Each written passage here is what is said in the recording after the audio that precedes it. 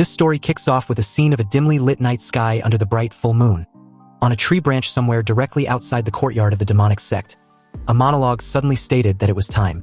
It continues, adding that even after his clan was destroyed by the demonic sect, the reason why the rest of his clan struggled to survive was solely for the purpose of revenge. The source of this monologue finally came to view, and it seems to be the thoughts of a young guy named Kong Wunshin, who was currently standing on this tree branch, clad in an assassin's outfit. Kong Wunshin hops over the wall of the demonic sect's courtyard, careful not to be discovered by the guards. His first victim was a guard standing watch. His hands suddenly emerged from the shadows behind the oblivious guard, and just like that, the unfortunate guard's neck was snapped horribly from behind. Kong Wunshin knew it won't take long before the rest notice the sentry's disappearance. But before that happens, he would be done. The bloodshed continues as the scene pans to an old man, who had apparently heard all the commotion outside but still remained unbothered, deeming it as unnecessary noise. He opened his dark red eyes with an expression of superiority. Kong Wunshin stood directly in front of him, and beside him was one of the many subordinates of the old guy who had been forced to take a permanent nap. Kong Wunshin questioned how the old guy was peacefully meditating while his subordinates are being slaughtered. He truly is a heartless bastard. The old guy replied that he could say the same thing about Kong Wunshin, running amok without knowing anything. He too was as heartless as him. Did Kong Wunshin think a person such as himself would care about the lives of the insects beneath his feet as he climbs a mountain? Of course not, he would only be staring at the peak. That has always been how one reaches the pinnacle of martial arts. Kong Wunshin disagrees. He believes that's pure nonsense, and he will kill him, the heavenly demon, with his bare hands today. Kong Wunshin dashed forward and launched in the air as a blue aura enveloped his hand. This was his martial energy, and as he got close to the old bastard, he activated his heavenly lightning fist technique. However, the moment his lightning fist neared the heavenly demon's face, he laughs, mocking Kong Wunshin if that's all he's got. He raised his hand and tells Kong Wunshin to watch and learn. Activating the heavenly blood-tied art, an actual energy beam shot out from his palm and collided with Kong Wunshin's fist. Obviously, the heavenly demon's martial energy was superior as it easily shot straight past Kong Wunshin's lightning fist, narrowly injuring his face. Kong Wunshin recognizes the martial energy beam as a sword chi. The heavenly demon coldly stated his desire to send Kong Wunshin to meet his father when he's done with him. But Kong Wunshin has other thoughts as he begins to use another technique, the Cloud Dragon Divine Fist. The heavenly demon's eyes widen in surprise, and as Kong Wunshin launched forward yet again, his fist suddenly transcend to the heavenly divine palm. This technique ultimately broke through the martial energy beam of the heavenly demon, surprising the old bastard yet again. He couldn't fathom how his steel tempering, which made his fist harder than steel, to lose to Kong Wunshin's bare hands. With the old bastard's defenses broken through, Kong Wunshin followed the attack with a lightning fist, hitting the heavenly demon squarely in the chest, trashing him across the room and crashing into a wall, denting it greatly. Panting heavily, Kong Wunshin warns the heavenly demon to never utter his father's name with that dirty mouth of his. And surely, he hadn't forgotten all the evil deeds he's committed. Had he? That punch was the rage of all those people he'd wronged. In that moment, the heavenly demon regrets not wiping out the roots of the Cloud Dragon sect back then. He doesn't know what kind of enlightenment Kong Wunshin had received, but he's honestly surprised. He can't believe he broke through his heavenly demon blood surge art and left him with no other choice. He pulls out some kind of gourd, and as Kong Wunshin, shocked, asked the heavenly demon if that gourd was an elixir, the old guy began chugging it up like crazy. Seeing this, Kong Wunshin couldn't believe the old bastard drank an elixir of that amount in one go. This means the heavenly demon would definitely undergo a demonic key deviation. The gourd shatters as it hits the floor, releasing a purple energy. And as for the heavenly demon, he was overwhelmed with a sudden surge of power, radiating off him in waves. His chi was overflowing like a tidal wave, making his face look strained. As his eyes bulge out, he lets out a very powerful roar, sending out a powerful shockwave. Kong Wunshin placed a hand in front of his face as the sudden gush of wind tried to push him back. He couldn't believe what he's witnessing, but the next moment, the heavenly demon disappeared from his sight and reappeared behind him, questioning what the hell he was looking at. As he turns, he realized it was too late. The old bastard had launched a fierce attack and he had no time to dodge or counter. Unexpectedly, as the strike neared his face, a sudden barrier was cast, encasing him in a protected shield, which ultimately blocked the heavenly demon's attack. Kong Wunshin, bewildered, recognized who and where the sudden barrier came from as a mysterious guy confidently entered the room. He got caught up lazing around and apologized for being late. Kong Wunshin calls him the Great Mage, and the mysterious guy tells him not to call him by that lame-ass nickname. Unsurprised, he asked if the old bastard was the nemesis he'd been talking about. For context, Kong Wunshin explains that the supposed Great Mage claimed to have come from another world. And obviously, if it weren't for him, he would have died helplessly just a moment ago. But just then, in a somewhat expected yet shocking turn of events, someone screams bloody murder, and then we're introduced to the real world. Apparently, all the shit earlier was a script from a Muram novel, and the guy reading it was frustrated with the story's sudden development. Initially, the guy thought it was a regular Muram novel like the countless others he'd read. But now, there is a random high-level mage. Seriously, why the hell did a random high-level mage from a different world appear out of nowhere? He sighed, regretting what he'd just read, because he was really having fun reading the novel until this unexpected shitty twist happened. What a freaking mood killer. Seriously, was the author out of his freaking mind? Another world coming out of nowhere? How does that make any lick of sense? Anyway, with this sudden outrage, our time in the Muram world was cut short, and we're finally introduced to the protagonist of this story, Jin Seowoon. He was 23 years old and had been discharged 6 months ago. A typical loser as usual. His phone buzzed with a notification, and as he picks it up, it turns out to be a message from a friend of his. Well, a game buddy to be exact if he's being honest, asking if he was up. If he was, then it was time to play. Reading the message, Seowoon even wondered if this friend of his had no one else to play with. Anyhow, Seowoon was preparing to go back to college. And like many people who have completed their service before being discharged, he had a good life plan. He wanted to earn certifications while preparing to return to college and study all the things he couldn't study while he was in the military, but he missed too many fun things in society. He left his room and head out. He debates on finding a part-time job since he only has a bit of money left. As a Muram novel fanatic, he spent a lot of time lost in fantasies of being the protagonist of a Muram world. He heads into a network cafe, and based on his interaction with the cashier, Seowoon was a regular. Curious, the cashier asked if Seowoon was going to play Loyal Ground again. Seowoon replied he was, and the cashier should give him 10 hours for the time being. You see, Seowoon always sunk hours into Loyal Ground, and even though it was the only game he'd played since his leave after being discharged, he also started grinding seriously, and even became a top 10 ranker in 3 months. He logs in and tells his friend to wait for him in the lobby. In addition, Seowoon had made some spare cash from the tournaments they occasionally hold in internet cafes too. The game, Loyal Ground, was a pretty simple survival game. For context, 100 players drop from a plane, collect the weapons scattered around a map, and kill each other until one person was left. It's basically a battle royale type shit. The moment they landed after the drop, Seowoon gave his friend some coordinates, notifying him of 2 guys, 250 meters from his 120. With this intel, they quickly made work of the 2 guys, killing each with a headshot that even sends a ballistic helmet flying. A while later, the kill count showed that besides Seowoon, there were only 2 other players left. Cursing, Seowoon tells his friend he was being so loud. He had already died once because of this, so why was he still yapping so much? They should just farm for now and stay alive. They also need to find the safe zone first before proceeding forward. His friend agrees, stating that he only believes in him. Seowoon again reminded the fool to pipe the fuck down. With the battle map getting smaller, the other 2 players rushed inside a ruined building. The 2 split up, and as the first guy slowly pushed a door open and entered a room, he saw a loot, a first aid kit to be precise, by the window. Seeing how the loot was still intact, the guy deduced that their enemy might not have entered this room. But of course, this was just a trap, and anybody who's played this type of shit knows full well that suspicious loot mostly scream bait. The moment the guy got distracted by the free loot, Seowoon's character, hidden in the shadows, straight up unalived the idiot. His partner at the other end heard a gunshot, and was immediately notified that his teammate was dead. He realized that their enemy was hiding inside all along. He decided to get the fuck out of there. But unfortunately for him, it was too late because the moment he bolted for the exit, he was suddenly shot in the back of the head. Being the last man standing, Seowoon was congratulated for winning the game, and his friend thanked him for carrying him. Seowoon stretched his sore muscles and tells his friend to just queue up already. He knew he should lock in and start studying tomorrow, but he kept procrastinating. In that moment, his phone buzzed with a message notification from his mother. She hopes her son was studying well. She'd also sent his academy fees and some extra money.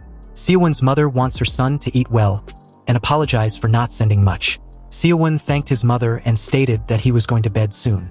Whether it was guilt or finally getting his priorities straight, Seowoon tells his friend he was not going to play anymore starting the next day. Stunned, his friend asked why. After all, Seowoon promised him they would go to a clan war together.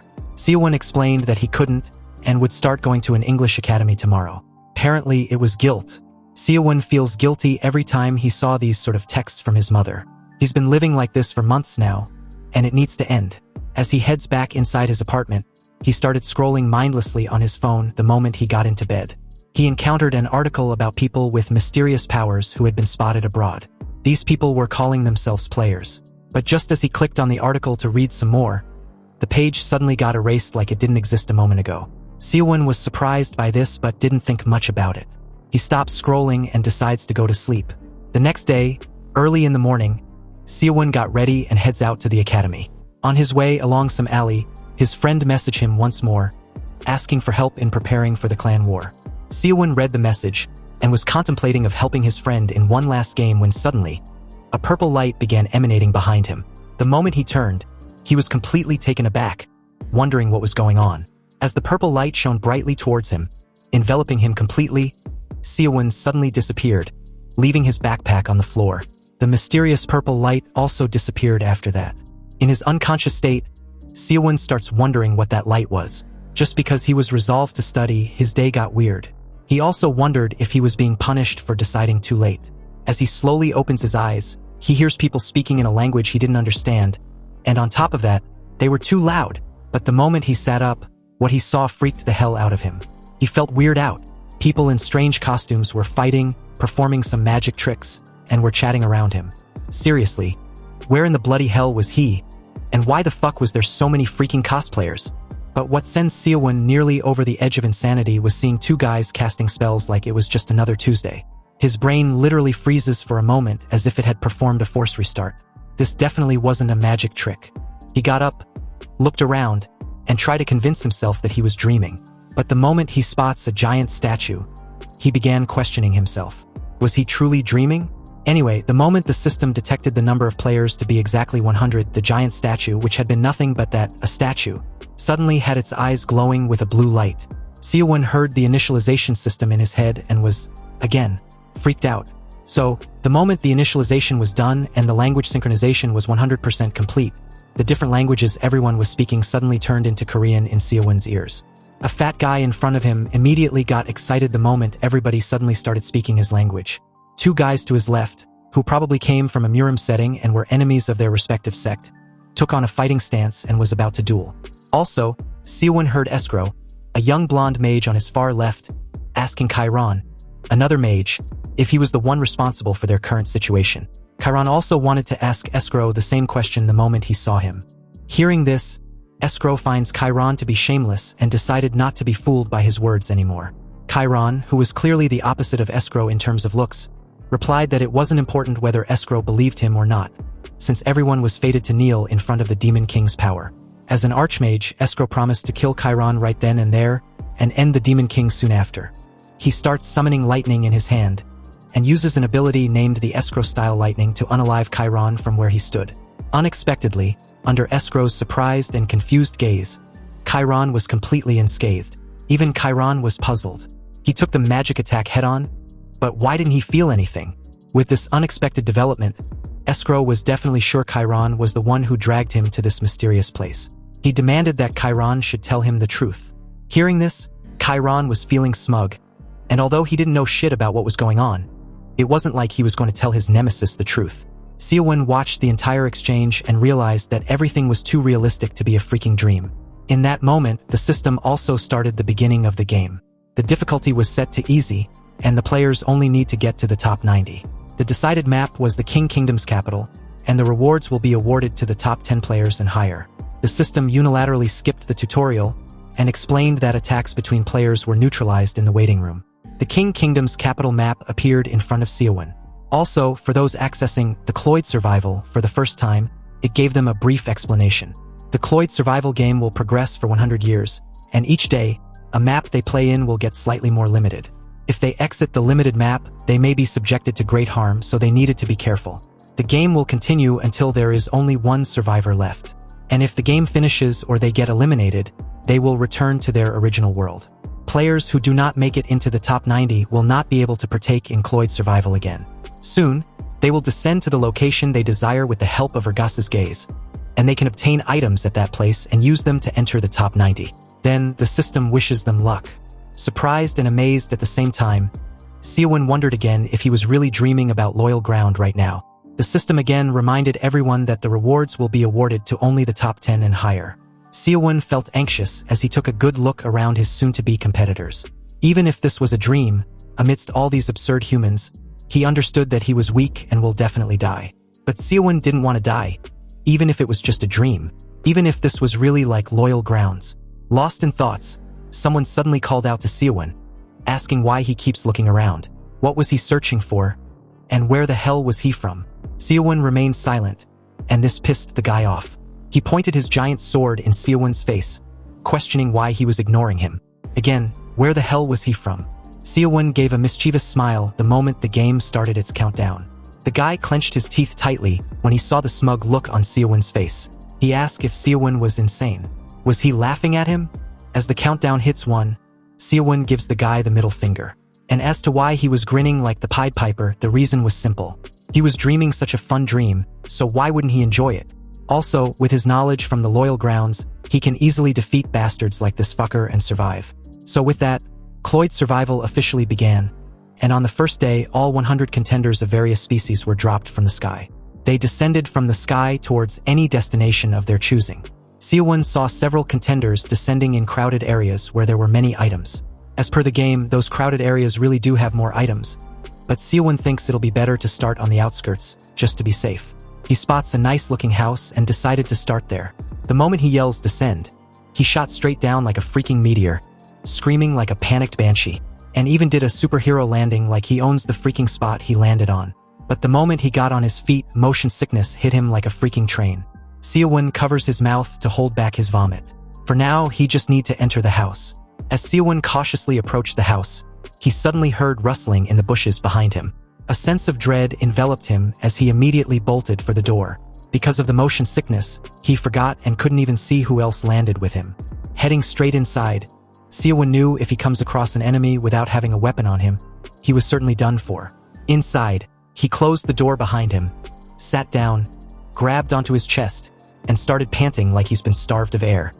He even wondered if the supposed person following him was the sword-wielding bastard from earlier. Maybe he shouldn't have provoked him. Nonetheless, he saw no one when he took a glance out the window. Was it just the sound of the wind? Luckily, he didn't hear anything else, so it was time to search through the house. Seowoon clearly remembered the system stating they could get items from where they land, so he needed to look for some of these items in the house. As Seowoon proceeds forward, his search proved fruitful. He noticed something that immediately drew his attention. Staring at the item he just kicked by accident, he picked it up. A heavy crossbow. And like the name implies, Seowoon found the crossbow to be extremely heavy. Nonetheless, it was still better than nothing. As soon as he equipped it, the way to use it naturally flowed into his head. With his previous experience from the military as a South Korean's army sergeant, this was nothing. He can do this. But the moment he squeezed the trigger, the crossbow bolt shot out with a powerful force that trashed him backward. Seowoon was shocked at how effective it was. The crossbow bolt had pierced through the wall without difficulty. This will be pretty useful if he learns to use it properly. He thoroughly searched the house, but couldn't find anything useful besides the crossbow. He left the house, and since the map was so supermassive, it was a good thing because if he doesn't run into an enemy from the start, he can safely farm all over the place. Seowoon made his way into the next house to farm for more loot. The moment he entered the new house, crossbow ready and aimed in hand, he encountered a glowing scroll on the table. Curious as what it was, he walked over and picked it up. The moment he did, the system notified him that he'd obtained a healing scroll, but its healing capacity was small. As to how to use it, the moment he rips the scroll, his injuries will be healed. Reading this, Seowoon was bewildered that such an item actually exists. Wishing he found an item bag, he also hopes he can find more recovery items too. But just then, a purple glowing book on the shelf nearby made him turn his gaze in that direction. And the second he walked over and picked it up, he was notified that he'd obtained a Black Star Leader's martial arts book. It was a martial art that lets a person project dark energy through his fingers. He was then asked whether he would like to learn it. Although Seowoon was surprised he could learn the Black Star Leader's martial arts book, he also wondered if it will start a tutorial or something. Nonetheless, he chose accept. The purple light glowed brightly as the pages of the book began to turn directly in front of him. The The book then slowly starts to disintegrate, confusing the hell out of Seowoon. As he looks down at his hands, wondering if that was it, his palm suddenly started glowing dimly with the purple color. Seowoon could feel the energy gradually swelling up within him, specifically within his hands, with every passing second. To test his newly found power, he grabs a fork on a table beside him and imbued it with dark energy before hurling it across the room into the nearby wall with so much power that the wall was dented. The fork was embedded in the wall, and this excited Seowoon greatly, glad to have easily learned such a powerful skill. Satisfied, he walks over and pulls the fork out from the wall. This was amazing. The fact that there are martial arts books must mean that there are also magic books too. Regardless, Seowoon was sure that Cloyd Survival and Loyal Ground were the same game. Seowoon had looked all over the place, and he decided to move elsewhere to continue his search for items. Farming until it was nightfall, Seowoon needed to quickly find a place to hide and rest. His eyes shot up when he spots a room with its lights on. The strange thing was that that room was the only one with its lights on, and the fact that the light was still on meant one of two things. Either there was a rare item hidden inside or somebody was inside the room. Steeling himself, he slowly entered the house, trying not to make a sound. He didn't know how many people landed near him, but in case there was someone in the house, the person could either be a complete pro or a complete noob. He didn't hear anything on the first floor. Seowoon wondered if the person was hiding on the second floor. He has a weapon, and if he ambushes the person with the Black Star technique, even if the person happens to be a pro, he might stand a chance. As he slowly walks up the stairs, he made sure not to make a sound. Seowoon aims his crossbow with an expressionless face, ready to eliminate anyone without a second thought. But the moment he reached the second floor and spots just the lantern in front of him, he wondered if it was a trap. There's a room right beside it, so Seowoon decided to check inside. He kicks the door wide open, revealing an empty bedroom. Seowoon looks around, and upon realizing that no one was in the room or the entire house, he dropped on his knees, a bit annoyed for putting on such a show for nothing. He was relieved too. After all, this meant there was no threat to his life. Seowoon spots a ring inside a drawer by the bedside and picks it up, wondering if it's an item too. The item was called the Ring of Strength, which increases the user's strength by 20 when equipped. Seowoon was skeptical when he read this, but the moment he puts the ring on his index finger, he immediately felt a weird sensation that freaked him out. Unexpectedly, his entire body felt lighter, and he could barely feel the weight of the crossbow now. But then it hit him, if his strength had increased by 20 times, then there was a possibility of knowing his status window. Trying different key phrases in opening his status window, it finally opened when he simply requested his info, which, to be honest, looked pretty pathetic. He was classified as a martial artist because he learned the Black Star leader's martial art. Seowoon was delighted when he compared himself to the moment he started with nothing. This progress was pretty cool, but he needed to go back to the first floor and search thoroughly for any item. With luck on his side, he found a subspace ring, which conveniently allows the user to store items in a subspace when equipped. Seowoon puts on the ring on his left middle finger, excited that he keeps on getting rings. The status window explains how to use his subspace ring, which was to grab an item he wants and just say or think of the word subspace. If he takes his other hand and touches the ring while thinking of the item he wants, he can take that specific item from the subspace. However, once the subspace was full, he cannot store any other item. Of course, Seowoon was aware of this process and even compared the similarities to an inventory from a game. He was even sure this subspace thing was what was used instead of a bag in Cloyd Survival.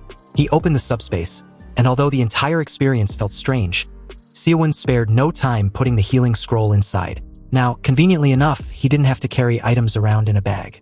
But this subspace ring would be more convenient to have in real life. The items and the martial arts would be so useful if he could actually take them back to reality. Seowoon was curious as to how many people have been eliminated at this point. Looking at the system interface, he was sure there was a kill log. Luckily enough, he found it seconds after without difficulty, only to see that a single person had been eliminated. Seowoon wanted to farm until there were only 90 people left, but he was able to search houses and lucky enough to obtain a lot of hidden weapons to use alongside his Black Star martial arts. However, he thinks he's gone through all of the houses and should probably get a move on. Or maybe stay inside until it gets bright outside. The strong people he saw in the waiting room were probably striding around in the dark night. And with his level, he definitely cannot beat them right now, but if he can hide and get into the top 10, he'll be able to allocate points into good areas like he did on his first day. There will definitely be less people at night, so he should probably go check another place before the sun comes up. He had been moving constantly the moment the game started, but he hadn't been tired at all. The Ring of Strength was truly awesome. But even though his strength has increased, he could still feel hunger and thirst. Perhaps Cloyd Survival was similar to reality. Seowoon was hungry and needed to find something to eat. He had been in the outskirts since the start of the game and hadn't seen anything to eat. But he was sure there will be food in the city. According to the map, the houses he was searching for should be somewhere around where he was. But there was nothing. That's when he heard a wolf snarling not far away. Seowoon froze on the spot as the wolf moved a few distance behind him. He immediately dived into the bush nearby and hid behind a tree, scared shitless. Initially, he didn't hear anything until the wolf nearly spotted him. Seowoon cautiously took a peek from his hiding spot, realizing it was an actual werewolf. Unbeknownst to him, another werewolf suddenly appeared beside his crouching figure. Fuck! Seowoon instantly moved out of the way the moment the werewolf attacked, shattering the poor tree upon impact. The two werewolves stared at Seowoon with evident killing intent. Sweating bullets, Seowoon kept running like a headless chicken. He thought the game was a player versus player battle royale type shit. But never in a million years did he imagine there would be actual monsters in the mix. If he knew something like this was roaming around, he would have just stayed put. He was still a ranker in name, so his current situation would be so embarrassing if he died to a mob. In that moment, Seowoon was lucky to spot a house a few distance away. This gave him the needed boost to bolt inside with the little energy he had left. Inside, he closed the door, sat down while he kept panting like his heart was being ripped out from his chest. But then he heard the two werewolves snarling outside. It seems shit was about to get real because they were heading his way. As they got closer, Seowoon desperately wondered what he should do in this situation. He slightly creaks the door open and silently observed the two werewolves directly outside the house. Seowoon figured out that the two werewolves had already caught on to his scent. And judging by how they keep sniffing around, they wouldn't leave and would keep searching for his scent. Then it wouldn't take long till they eventually find his location. If that's the case, then he would attack them first. He readied his crossbow and aimed directly through the tiny space. And as soon as the target lined up, he fired the shot through the tiny doorway into the woods, piercing one of the werewolves directly in its skull. It fell to the ground and died shortly after, disappearing into thin air. Thanks to the Ring of Strength, Seowoon can use the crossbow with just one hand. Now, he just needed to deal with the other one. After reloading, Seowoon turned to search for the other werewolf, only to be surprised when it stood directly at the doorway. It smashed through the door and nicked Seowoon's cheek with its claws in the process. Seowoon turned in horror as the werewolf barged straight through the door like an enraged beast. Fuck, this is bad. Seowoon raised his crossbow and fired decisively, but the werewolf raised its arm and blocked it. Seowoon drops the crossbow as the werewolf launched towards him. In that split second, Seowoon wondered if this was how he would get eliminated. But then his survival instinct kicked in. No, not yet. Resolved, Seowoon opened and pulled out a freaking spoon from his subspace. Then activating his black star of martial arts, he imbued the spoon with purple energy and all the strength he could muster in that moment. He hurled it towards the beast. The werewolves inside were torn open as a massive hole was created with ease. The spoon also embedded itself in the wall behind, and Seowoon straight up scoffed at the absurdity of losing to an inferior species, a mere underling. But as it starts to disappear, his adrenaline finally wears off and relief wash over him. He thought he was a goner. Seowoon falls to his knees, thanking God that he'd stashed the spoon from before. Otherwise, he would have lost, and losing to a mob would have been embarrassing. There was a pouch in front of him, and it seems to be the mob drop. When Seowoon opened it, he wasn't pleased to find only water and a jerky. Seriously, he could have just hunted for food. As he starts munching on the jerky, he debates checking out his surroundings. In the house, Seowoon finds a piece of armor. He wondered if the armor was the same as a bulletproof vest from Loyal Grounds. He puts it on, but he felt like the armor was huge for his size. However, the moment he thought of this, the armor instantly adjusted to his size. The status window informed him that he had equipped the advanced orichalcum breastplate, and his resistance against fire and wind magic has increased greatly. Seowoon was pleased. "This is awesome," he exclaimed in excitement. The armor even raised more than just 1 or 2 stats. He bets there's even more around. As he started looking around for stuff, he bumped his knee into something, but when he looked down, he didn't see anything. So he kicked the empty space in front of him. It was a hidden item, and the moment he picks it up, the item felt like a cloth. He puts it on, and the system informed him he had been equipped with the night cloak. Once equipped, if he stays still in the darkness, he will blend in with it. While hidden, he will not be detected by magic, and the sounds he makes will be completely suppressed. Seowoon was impressed with this item. This means he can avoid anybody he comes across at night. This must be the best item for staying alive. With this, Seowoon can probably stay alive as long as he needs to. But he was puzzled about how there was a house in the middle of nowhere. Nonetheless, it was a farming spot. It seems his luck is better on the second day. Dead in the night, Seowoon proceeded through the woods after thoroughly searching the house. So far, he hasn't seen anyone. Could it be because he dropped into a random location? Suddenly, the sound of heavy footsteps and frantic gasps reached his ears. A guy with a scar running across his face came sprinting from the distance not far from Seowoon's location, cursing under his breath. The guy stated fanatically that if he'd had time to activate that damn scroll, that bastard wouldn't have stood a chance. Seowoon instinctively ducked behind a tree, pulling the cloak of night tight over his body. His breath slowed as he observed the man stumbled to a stop. Panting, the guy continued that he didn't expect to run into a mage. Seowoon quietly pulled out his crossbow, believing that the guy didn't seem that strong. If he was right, he could take him. The guy staggered forward again as Seowoon steadied his breathing, lined up his shot and tried to will his hesitation away. He urged and reminded himself that it was just a game and not a real person. Why was he hesitating? Before he could decide, a distant voice rang out. With the word ignite, a stream of fire erupted across the field, incinerating the scarred guy mid-sprint.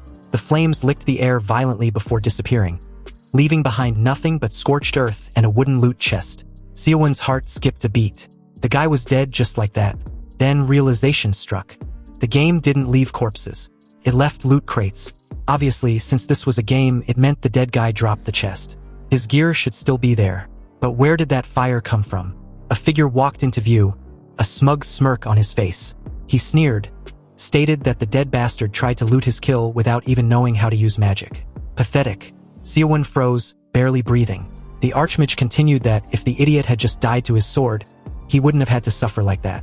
Seowoon was a bit astonished as the Archmage walked right past him. He thought of the cloak he was wearing. This thing is truly awesome.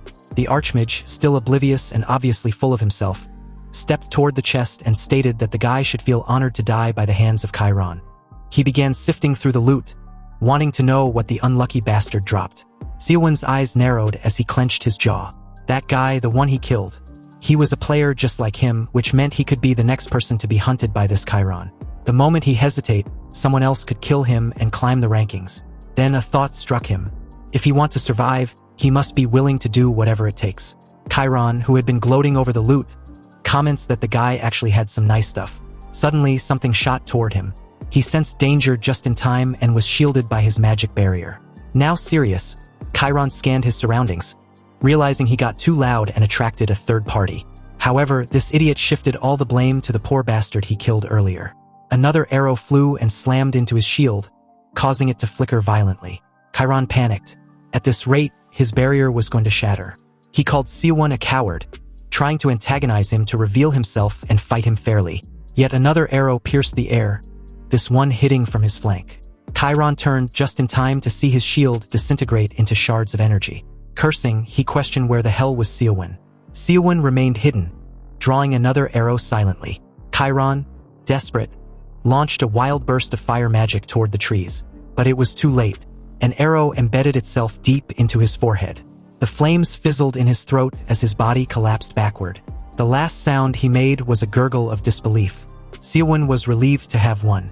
Karen's body dissolved into a loot chest. Seowoon jogged over. If anyone saw that fire spell and comes to investigate, he will be screwed. So he better farm as fast as possible and bounce. The moment he popped the chest open, a system message appeared. Seowoon received healing gauntlets, shared healing scroll, escrow's pendant, which was a solid gold necklace that identifies the wearer as a mage of the escrow guild. Seowoon picked up the pendant and examined it. Realizing it had no actual attributes, he deemed it to be trash. Nonetheless, he needed to stash it for now. Then something else caught his eye in the other loot chest. The circle's stone. It allows the user to inscribe a ring around their heart, enabling the use of magic. Once used, a person can learn magic from that ring. Seowoon was baffled. He could become a mage just like that. He recalled what the previous player had yelled right before he died. If only he had time to use the item.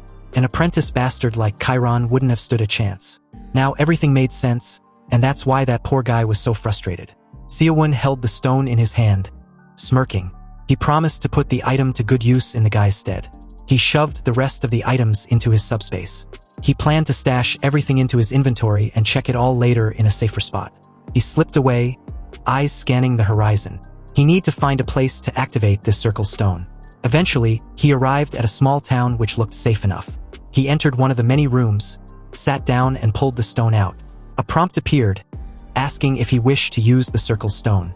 Seowoon confirmed that he does. Then another notification followed, warning him that using the circle stone will render him immobile for 3 hours. He will be unable to take any action during that time, and may also experience mild pain during the engraving process. Suddenly, an intense wave of pain surged through him. He had to suppress the urge to scream and endure absolute agony for the next 3 hours. Seowoon lay sprawled out on the floor, wincing. Mild pain his ass. He thought he was going to die. He groaned as he sat up. From what he'd endured, learning martial arts was a breeze compared to magic. He calls for his status window, and as it pops up, his eyes widened. His attributes had improved significantly, and it looks like he can actually have a dual class and a mana stats. Seowoon decided to check the player count. He figured that, since he killed 2 people recently, the total number of survivors must have gone down. Curious, he checks the current player count and was shocked. The number had dropped drastically, only 45 out of 100 remain. He stares at the screen, wondering how it was even possible. One name dominates the kill feed, Nam Sagwong. Apparently, this person is wiping out nearly everyone. We're then taken to a flashback from a few hours earlier. A man stands perched on a treetop, gazing down at others like a predator. He licks his lips as he locks onto his next target. Despite his intimidating size, the man below stumbles over a rock and falls. An oddly comical moment given the tension. The target turns and pleaded desperately. He only wants to make it into the top 90. Without a word, Sagwong raised his hand, reached out calmly as the man continued to beg for mercy. Then, with a horrifying motion, he crushes the man's head like it was nothing. As the lifeless body drops, Sagwong doesn't even bother with the loot. He simply wanted to use this kill to send a message, and for everyone to remember his name, Nam Sagwong. Back in the present, Cloyd Survival was in day 3. Seowoon receives a system notification and stares at the number of players that had died in a single night. One thought lingers in his mind. He seriously hopes he never run into Sagwong. He then reflects that if things continue at this pace, he might actually have a shot at making it into the top 10. Before the game started, they'd announced a special reward for reaching that rank. And now he's starting to wonder what it could be. His first guess was money or rare items. But what if it's something even crazier? What if the reward is the ability to bring the skills and items from this world back into the real one? He sighs, reminding himself that there's a lunatic killer on the loose outside, and here he is daydreaming. He needs to stay focused, wrap things up, and get moving soon. Still, he can't ignore the energy he feels pulsing inside him now. It's like something new has awakened. Is this what mana feels like? He wonders. He recalls that during his looting spree, he also picked up a spell book, the Magic Book of Windball. It allows the user to create wind-based spheres, and the number he can summon scales with his magical power. Excited, he accepts the prompt to learn the spell. The book instantly vanished. Confused at first, he wondered if that was it. But then he realized that the knowledge of the spell was being directly implanted into his mind. He raises his hand and begins chanting in the style of escrow magic, channeling mana into his palm. As he focuses, 4 tiny wind balls materialize around him. At first glance, he's unimpressed. They don't look all that powerful. He gestures to flick them away, and the moment they drift back and hit the wall, they explode in a massive blast behind him. Seowoon's eyes widen. He exclaims that the spell is way stronger than it looks. This is definitely going to be useful. But then fatigue hits him hard. Suddenly he feels drained. Apparently, that's the cost of using magic, he mutters. As time passed, a restricted zone began to appear on Seowoon's map, and the grid started to shrink. He decided to keep farming while staying close to the edges of the safe zone. With half the players already eliminated, the odds of running into someone should be much lower, but he still needs to move fast and gather resources before the boundary closes in further. Unbeknownst to him, an old man is perched silently on top of a tree nearby, watching his every move.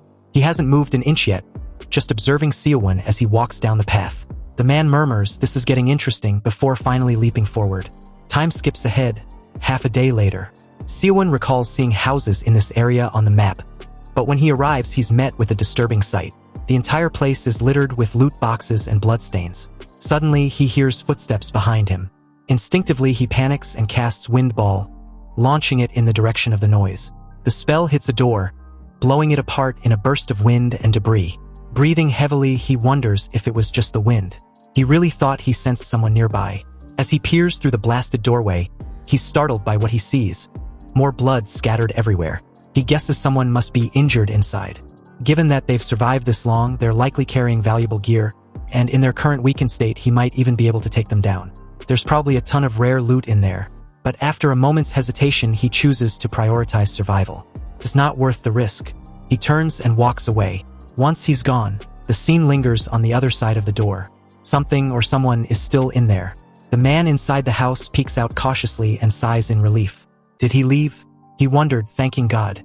He thought of how, if he hadn't hidden quickly, he would have been dead. Still, he grumbles that if he weren't injured, he could have easily taken the guy out. Now he just needs to loot what's left and get out of there. But just as he moves slightly, an arrow strikes him in the side of the head. He realizes he got baited. As his body begins to dissolve into nothing, watching from a distance, Seowoon quietly thanking the dead guy for falling for the trap. He wastes no time, moving in to loot quickly before heading to the edge of the restricted zone. Just then a voice speaks up. It's the old man from earlier, the one who had been silently observing him. You seem quite skilled, the man says. Seowoon tenses, realizing he dropped his guard. But the old man calmly adds, there's no need to be alarmed. I just want to ask a few questions. His tone is thoughtful, almost casual, like someone who's been through this countless times. Still wary, Seowoon asks who he was. The old man replied that it wouldn't matter if he told Seowoon. They've all lived different lives, so Seowoon likely wouldn't know him anyway. Seowoon notes that the man feels completely different from everyone else he's encountered so far. There's something off. The old man then asks, have you participated in this kind of play before? Play? Seowoon echoes, confused. The old man continues, I've been watching you for a while. You adapted quickly, and I'm sure you already realize this world isn't real. Seowoon wonders how long the old man had been watching him, and how he managed to go completely unnoticed. He admits this is his first time being brought to a place like this, but he's played similar games back in his own world. The old man raises an eyebrow, intrigued. That's interesting, he says. Seowoon replies that just by looking at him, it's obvious he's not from the same world. The old man nods, glancing up. Looks like it's gotten dark. Seowoon agrees. It's already day 3. The old man then asks, is the moon in your world as big as this one? Seowoon hadn't really paid attention until now but laughs and replied it is not. This moon was massive. The old man smirks. Same in mine. Then, curious, he asks Seowoon to explain the game he mentioned earlier. Seowoon hesitates. You sure you want to talk about this here? We could get ambushed at any moment. The old man concedes the point, saying the conversation might take a while anyway. Let's go somewhere safer. Seowoon eyes him warily. And how do I know you won't kill me the moment we're alone? In response, the old man grabs him and says quietly, you know how this works. But if you don't want to become someone's target, stay silent. And with that, he launches into the trees, effortlessly carrying Seowoon with him, leaping from branch to branch. They move so fast that the wind whips Seowoon's cheeks, flapping like a parachute caught in a storm. Seowoon narrates in hindsight, at the time, he had no idea what kind of consequences this encounter would bring. Later that night, in a more secluded spot after some back and forth, the old man comments, your world seems magical. Seowoon shrugs. I'm not sure how to describe it. It's a place with a highly advanced civilization. That explains why you've adjusted to this place so quickly, the old man says thoughtfully. Seowoon, still puzzled, finally asks the question that's been bothering him. How long have you been watching me? The old man replies without hesitation. Since the very beginning, since the moment we were dropped into this world. Seowoon starts to wonder if the old man can read his mind. The old man responds calmly, saying that he had originally planned to spend the next 100 days enjoying the fresh mountain air, but he found Seowoon's actions too interesting to ignore. That curiosity is the only reason he approached him. He's not here to cause harm, so there's no need for Seowoon to be on edge. Seowoon admits he doesn't know much himself. The old man says there's something similar in his own world, and Seowoon explains that what they're experiencing here is essentially just a form of playback where he comes from, meant for fun where no one actually dies. That's why, when it comes to understanding the motives of whatever supernatural force brought them here, he's completely in the dark. The old man nods, processing it, and Seowoon adds that he's certain this game is a huge opportunity for someone. Intrigued, the old man asks what he means by that. Seowoon continues, explaining that he believes death in this game isn't the same as real death. When someone dies, they'll be given a rank and with it, a reward. He suspects the reward will be tied to the items they've collected while here. You mean the things you're wearing? The old man asks. Not just these, Seowoon replies. Even the skills, the techniques, and the martial arts I've learned. Seowoon didn't have any proof yet, but that's what he believes. The old man muses aloud, saying that magic really is fascinating. So you think this is truly an opportunity? Seowoon responds, maybe not for someone like you, but for people struggling in the real world, people who feel stuck, these powers could completely change their lives. The old man glances at him quietly, then asks, and what makes you think my life is without struggle? Seowoon tells the old man that he seems like a martial arts master, someone who probably has followers and respect back in his world. That kind of life is nothing like his own, where he doesn't really have any role or value. That's why, for people like him who are struggling, this place is a huge opportunity. The old man bursts out laughing, loud and carefree, saying Seowoon sure knows how to say some interesting things. Seowoon quickly tells him to keep it down. The old man then points out that Seowoon keeps waving his hand in the air and asks what he's doing. Seowoon realizes he must not know how to open the system map, so he explains it to him. In return, the old man shares stories from his own world. They swap knowledge, tricks, and insights until before they know it, morning arrives. The old man gently taps the ground with his foot, acknowledging the new day. Looks like I've taken up too much of your time, he says, letting go of Seowoon and setting him down. But Seowoon reassures him, not at all. Honestly, being around you might be the safest option I've got. He adds that he enjoyed listening to the old man's stories. The old man smiles and says that, after learning so much about this game from Seowoon, he feels like he should offer something in return. Seowoon, without hesitation, asks if it would be possible to learn some of his martial arts. He says he truly wants to survive until the end, and for that, he'll need help. The old man studies him for a moment, then replies, it's not impossible. Seowoon's eyes light up with hope, but the old man adds a warning. You'd need to be ready for the worst. Seowoon frowns. What do you mean? Death, the old man says bluntly. To grow outside the normal path, you have to pay a heavy price. Are you prepared for that? Seowoon responds, I know I'm repeating myself, but people don't actually die here. The old man pauses, then nods thoughtfully.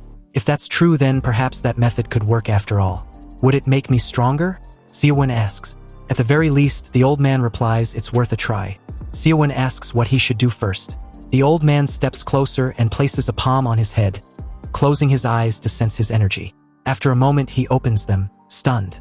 Your inner energy is weaker than my dog's, he says, dead serious. How the hell are you this weak? Seowoon reminds him that there's no such thing as martial arts or inner energy in his world. The old man just nods and tells him to sit in the lotus position. He's still holding Seowoon's head like a basketball and calmly warns, you're going to feel pain like you're dying, but you won't be able to move. Seowoon, already tense, asks, and what am I supposed to do? Endure it, the old man says. If you can't, you'll die. As the old man begins transferring his chi, Seowoon feels all his senses spike. Every breeze against his skin feels like razor blades. Even breathing hurts, as if the air itself is poisoned. It's like someone laced his body with pure agony. He can even hear ants crawling through the grass. Suddenly, a searing pain shoots through his lower dantian and rises upward. He screams as beams of energy burst from his mouth and eyes.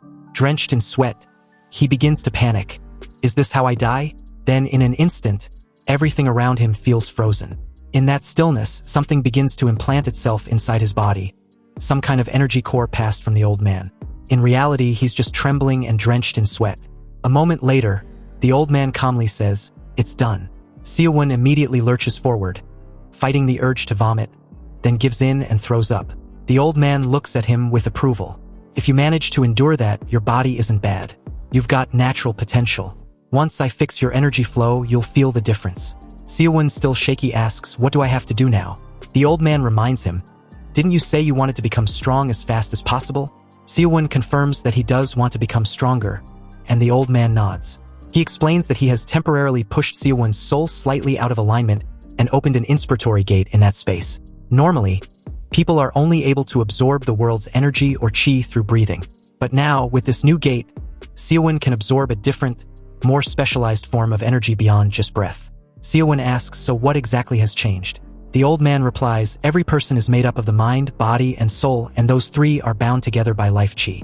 He then asks Seowoon to guess what happens to that life chi when a person dies. Seowoon thinks for a moment and says, it disappears? The old man shakes his head. Wrong. To illustrate what the old man is implying, an image of a water droplet resting on a leaf came to view.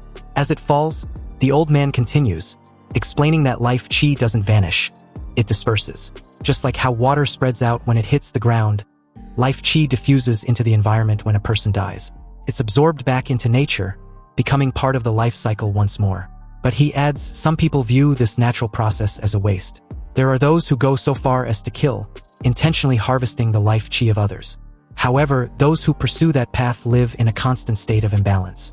Sooner or later, the disharmony between their yin and yang causes them to lose their martial abilities, or worse, die. The technique the old man just passed on to Seowoon is different. It allows him to absorb scattered life ki like those individuals, but without disturbing his internal balance. With it, Seowoon can gradually increase his inner energy, drawing power from what others leave behind. Seowoon asks, half joking, if the old man just handed him a guaranteed death sentence. The old man chuckles and explains that Seowoon's case is different. Unlike those who forcibly reconstructed their energy pathways to open a gate, he used Seowoon's soul to create one. Since Seowoon didn't have any inner energy to begin with, his body was like a blank canvas. It made him the perfect candidate. Instead of clashing with existing energy, his body could absorb life ki harmoniously. Now do you understand why I gave you a mind technique that's forbidden in Jangun? The old man asks. Seowoon thinks for a moment, then says, it must be because of the game setting. The old man smiles. Exactly. I like how fast you catch on. He goes on to explain that he felt it yesterday. Whenever someone dies in this world, a trace of life chi lingers in the air. The core issue with this mind technique is that, in the real world, it thrives on killing. But here, killing is part of the rules. To survive, one has to eliminate others. By the time 100 days are up, Seowoon will have reached an entirely new level. With that, the old man says it's time for them to part ways. It'd be nice to cross paths again someday. Wait, Seowoon calls out. You've helped me so much. I at least want to know your name. The old man turns with a soft smile. The name's Jangdaekian. Most call me the Deep Valley Standing Kindly. And the mind technique I passed down to you, it's called White Martial Physique Arts. Seowoon bowed deeply. I'll never forget this. Jangdaekian advises him to get used to deep and steady breathing. As long as he keeps drawing in inner energy through his dantian, his strength will steadily grow. Then he opens the system map, just as Seowoon had taught him, and comments on how useful it is.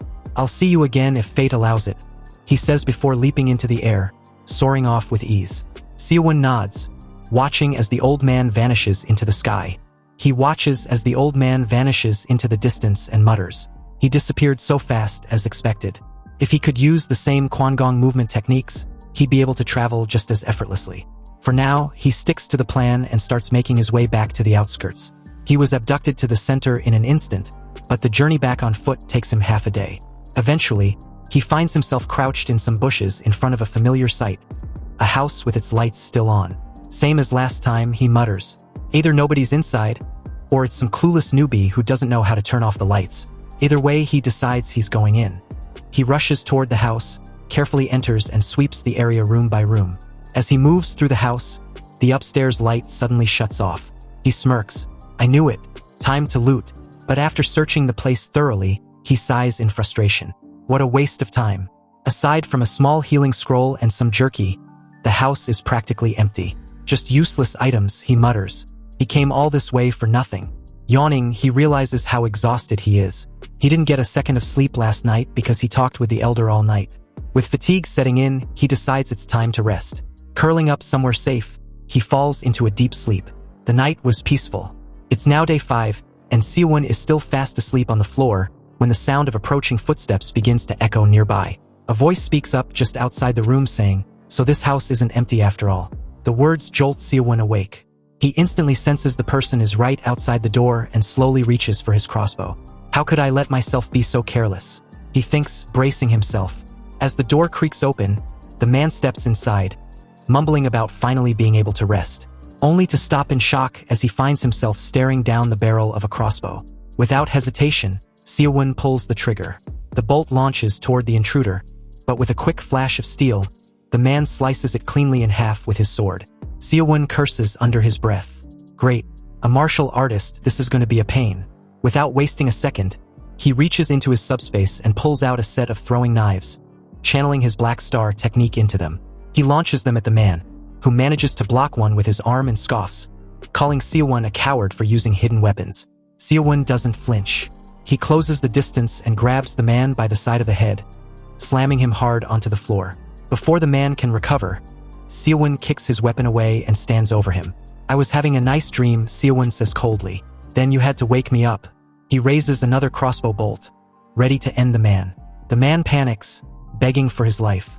Please, I'll do anything, take whatever you want. Just don't kill me. I fought so hard just to survive. But Seowoon doesn't hesitate. He drives the bolt straight into the man's forehead. A kill notification flashes. Orong has been eliminated by a headshot.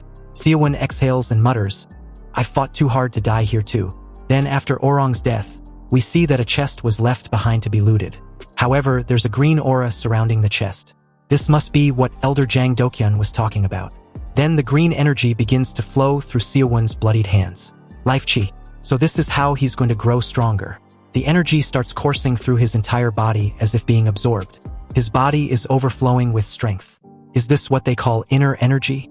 Even though he absorbed the life energy of only one person, his body feels light and he feels much stronger. So he decides to open the status system to check. He was a martial artist with inner energy of 20 and mana of 30. And now he has a separate stat for that. Is it at 20 because he received that man's inner energy? The Elder gave Seowoon an impressive power that he won't let go to waste. He knows he shouldn't rely solely on killing to accumulate life chi, but should also find other ways. He wonders how many people are still alive. So he decides to open the system window for the number of players. However, he's shocked. What the hell? The number of players was now 24 out of 100. It's only the 5th day and there were only 24 people. Seowoon then decides to check the kill log. And in that very moment, someone just died, so the number had dropped to 23.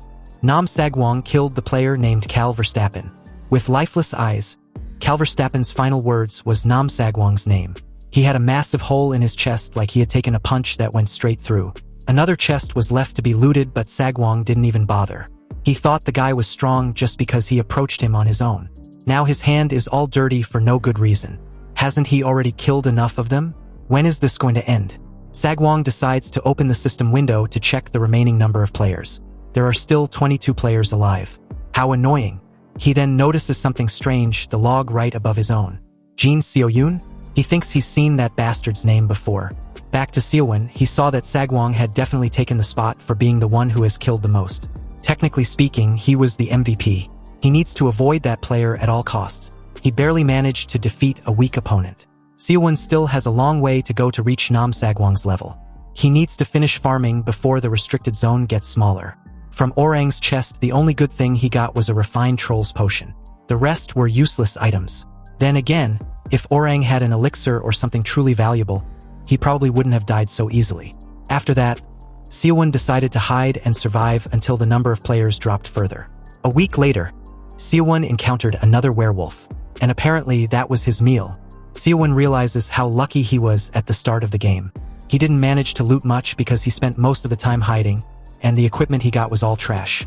He kills the werewolf with an arrow, and after it dies, it turns into a chunk of meat, jerky to be precise, and Seowoon was sick of it.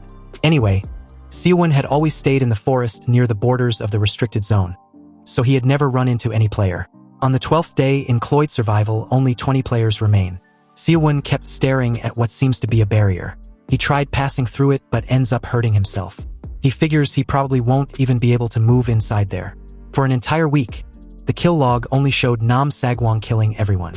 Seems like the rest, including him, was hiding and playing it safe. In that moment, Seowoon hears a thunderous noise not far from his location. He then sees a massive cloud of smoke, and it looks like there's a big fight going on over there. Panting heavily, Nam Sagwon asked who the players teaming up against him were. Apparently, a group of players had gathered with a common goal, which was to kill Sagwon. They believe he had no way of winning against them in a united front. Nam Sagwon should just die quietly. This group of mismatched players were made up of warriors, samurais, barbarians, and mages. Hearing this, Sagwon gave a devilish smile. So all of you teamed up just to take down one guy. Well, I guess I should be thankful. This saves me the trouble of hunting each of you down one after the other. If these players were ready to kill him, he was certain they're also prepared to face the same fate, right? With an intimidating look, he delivers a threat. He's going to make sure everyone here understands what that really means. In an instant, he leaps into the sky, rising above all his enemies. Then he dives toward one of them, placing his hand on the person's head. Using sheer brute strength, he crushes the guy's head. The rest cursed, stunned to see Sagwon kill a player with one strike. How the hell did that bastard manage to pull that off? The mage screams. Now it's 2, then 3, then 4. He starts killing them one by one, severing limbs, slashing open stomachs, decapitating heads. This wasn't a battle but a one-sided massacre. The kill log made that very clear. Sagwong was like a bloodthirsty demon, insatiable and relentless. Nam Sagwong was destined to win the game, unless something completely unexpected happens. Seowoon was in shock as he sees the death notifications. There were at least 9 deaths in just a matter of seconds. That bastard, he's insane. 9 kills at once? Seriously? Sagwong must definitely be using some kind of cheat. With his face covered in blood, Sagwong stated that the group was nothing. Just a bunch of weaklings who teamed up with other weaklings. Cursing, he then stated that the smell of their blood was disgusting.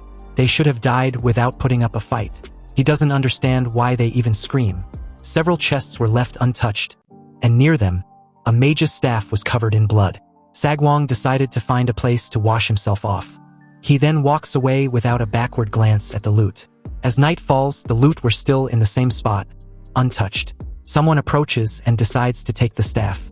This is Elizabeth's gear, Escrow stated with a pain expression. He then swears in the name of Escrow to avenge Elizabeth.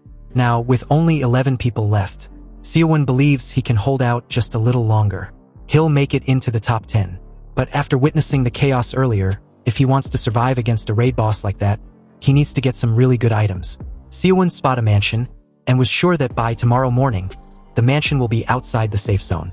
It's the last spot for a decent farming opportunity, so he decides to sneak into the mansion quietly. As he cautiously entered, he was surprised to see how extravagant the mansion really was. With marble statues, plenty of space, it's likely to have some incredible loot. He spots a guard royal's armor, but Seowoon's strength was insufficient. With 110 of strength required, he was asked if he wishes to take the item. Seowoon already knew carrying the royal's armor would only get in his way. After all, his strength was only 30. What bad luck. He figures there must be more there. Then on a bookshelf he spots 2 glowing items. An elixir that boosts inner energy with a duration of 3 hours. Did Seowoon wish to take it? An elixir? If he uses this, could he really gain inner energy without absorbing life energy? This mansion was turning out to be a real treasure trove. Seowoon also acquired a secret technique named the Unstoppable Fist. Seowoon was amazed to have gotten a martial arts manual. But just like with the Circle Stone's ability, he'll have to sit somewhere for 3 hours to absorb it. While searching for more loot, he notices something unusual. A wine cellar? There's probably something inside. But before he can check, a massive explosion goes off. He quickly realizes the fire is heading straight toward him. He narrowly escapes by jumping out of the nearest window. What the hell was that? Where did all that fire come from? Shit, he starts running for his life. He throws himself into a bush near the house.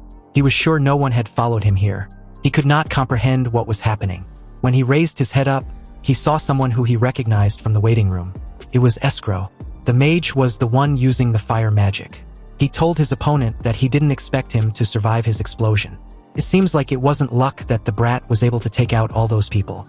While in the air, Escrow told Sagwong that he will remember his name. Sagwong asked him to stop spouting nonsense. He told Escrow that he is nothing special once he shuts his fucking mouth. He asked him to not waste his time spewing bullshit and come at him. Escrow smiled and called Sagwong an impudent brat. He was interested in seeing how long Sagwong can keep running his mouth. Sagwong replied that he was also interested in seeing this. Seowoon was surprised to see that the person who went on a killing spree was just a kid.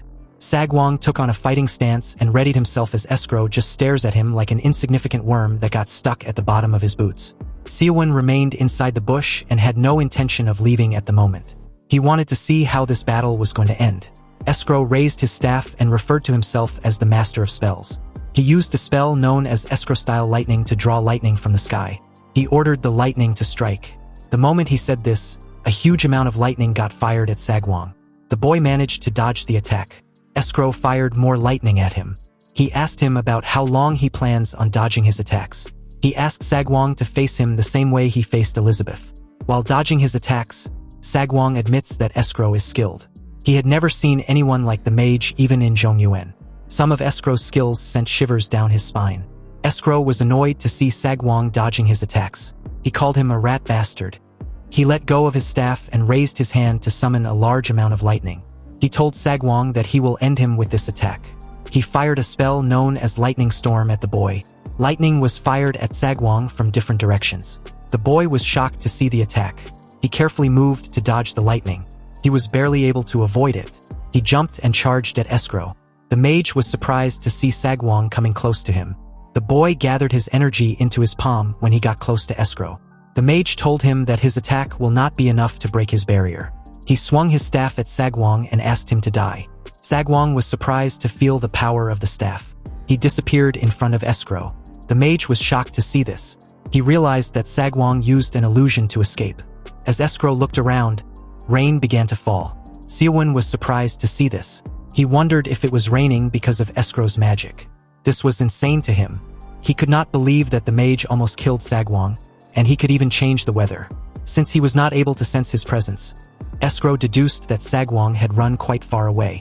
He screamed at the top of his voice and promised Sagwong that he will catch and kill him. While breathing heavily, Sagwong ran through the forest. He acknowledged the fact that he was defeated by Escrow. He promised not to let Escrow walk out unharmed the next time they meet. He told himself that he will be the one to kill Escrow. He decided to fall back and recover his energy for now. Escrow looked around for Sagwong, but he eventually came down and disappeared. Thanks to his cloak, Escrow did not see Seowoon. He was fortunate enough to live to see another day. Seowoon knew that Sagwong and Escrow won't come here again for a while. He looked around the rubble for something. He quickly found what he was looking for. Seowoon found the cellar from earlier. He wondered if there was something important inside or if it was a dungeon with treasures. When he opened the door, he found some stairs that went really deep inside. Seowoon decided to go inside because it didn't look like any other person had been there before. He took out a lantern from his subspace. He was relieved to see that the lantern he took from the house he was farming in yesterday was useful. When Seowoon arrived inside the room, he found a large amount of food inside. He could not believe that it was just a food cellar. Seowoon was quite disappointed. He could not believe that there was a food cellar in this place when there is not even enough places to farm. Seowoon wondered about what he should do. He realized that he has only eaten tasteless jerky ever since he got here. An hour later, we see Seowoon lying on the ground after filling himself up with food. He was quite satisfied. He felt like the dish would have been perfect if he had white rice. He decided to start consuming the elixir. He recalled that he had a martial arts manual. He took out the manual of the unstoppable fist. The system revealed to him that a man named Manhwa developed this technique in his later years. With a lifetime of martial arts combat experience, Manhwa poured his heart and soul into creating an unbeatable martial arts. However, with a record of 1429 matches and 1429 losses, Manhwa lived his life as a laughingstock. His martial arts was lost because he had no disciples. Seowoon was annoyed to see that he picked up something like this. He decided to think about it later and focus on the elixir. He took it out of his subspace. He hesitated a bit because of the pain he experienced when he activated the circle stone. He eventually drank it because he kept thinking about getting stronger. The moment he did this, he could feel his dantian filling up with inner energy. The amount of energy he absorbed earlier could not be compared to this. He began to sweat heavily and his movements became dull. Seowoon realized that he really won't be able to move for 3 hours. 3 hours later, we see Seowoon breathing heavily. He fell to the ground. He could not believe that it was tiring for him to stay still for 3 hours. Seowoon did not expect that he would spend an entire week in a forest and even survive during a clash between an archmage and Sagwong. He was extremely proud of himself. Due to the events that took place, Seowoon was quite tired. He fell asleep on the ground. The next day, his lantern went out and the 13th day of Cloyd Survival began. Seowoon came out of the cellar when he woke up. He realized that the mansion was now near the restricted zone like he predicted. He called out to the player count to see the status of the game. There were now 10 survivors left. This means that someone died. Seowoon was surprised to see the person that died. It was Zhang Duqian. The elder killed himself. Seowoon could not believe that he did this. He wondered if the elder tried some absurd training method just because there was no risk involved. Duqian's chest was left in a cave. Seowoon could not think of any reason why the elder would kill himself apart from this. Seowoon was relieved that he entered the top 10, but he did not like the fact that he got there like this. It left a bad taste in his mouth. While thinking, Seowoon noticed that a part of his cloak was outside the barrier. He realized that the map was already shrinking. He didn't want to die from being caught in the restricted zone. He decided to get away from this area quickly. As Seowoon ran through the forest, he told himself that he will continue the strategy that kept him alive all this time. For someone like him who has no skills, this was the best way to climb higher. While he was running, he turned around when he sensed something. Someone fired an attack at him. Seowoon was able to dodge the attack, but it sent him flying. He was shocked to see the powerful attack. He wondered about where it came from. He realized that there is a mage who can summon such a powerful fireball. He quickly turned around. He was shocked to see Escrow. The mage sensed someone through his detection spell. He thought it was Sagwong. He did not expect it to be a new face. Seowoon realized that he was caught up using his newfound inner energy to move quickly, and ended up running into Escrow. He could not believe that he made such a stupid mistake. Escrow asked him if he knows where someone named Sagwong is. He told Seowoon that he will die if he doesn't give him the answer he wants. While he was talking, we see someone hiding behind a tree. The person smiled when he heard what Escrow said. The person turned out to be Sagwong. Seowoon pointed his crossbow at Escrow. He told the mage that he doesn't know what he is talking about since they just met. He told him that it is impossible for him to know where Sagwong is. Escrow told Seowoon that he looks like someone from a similar region as Sagwong. He told him that he will die here. Immediately he said this. Sagwong charged at him from above. He attacked Escrow when he got close to him. Fortunately for Escrow, his shield blocked the attack. He quickly turned around. He did not expect that someone was hiding behind him. With a smile on his face, Sagwong told Escrow that he is already fully recovered. He asked him if he doesn't lack mana. Seowoon was shocked to see Sagwong. He did not know where he came from. Sagwong clenched his fist and said that he will finish things with his attack. His attack destroyed Escrow's shield, but his hand was not able to reach the mage. Escrow asked Sagwong if he believes that a simple attack like this can defeat him. The moment he said this, he felt a large amount of pain.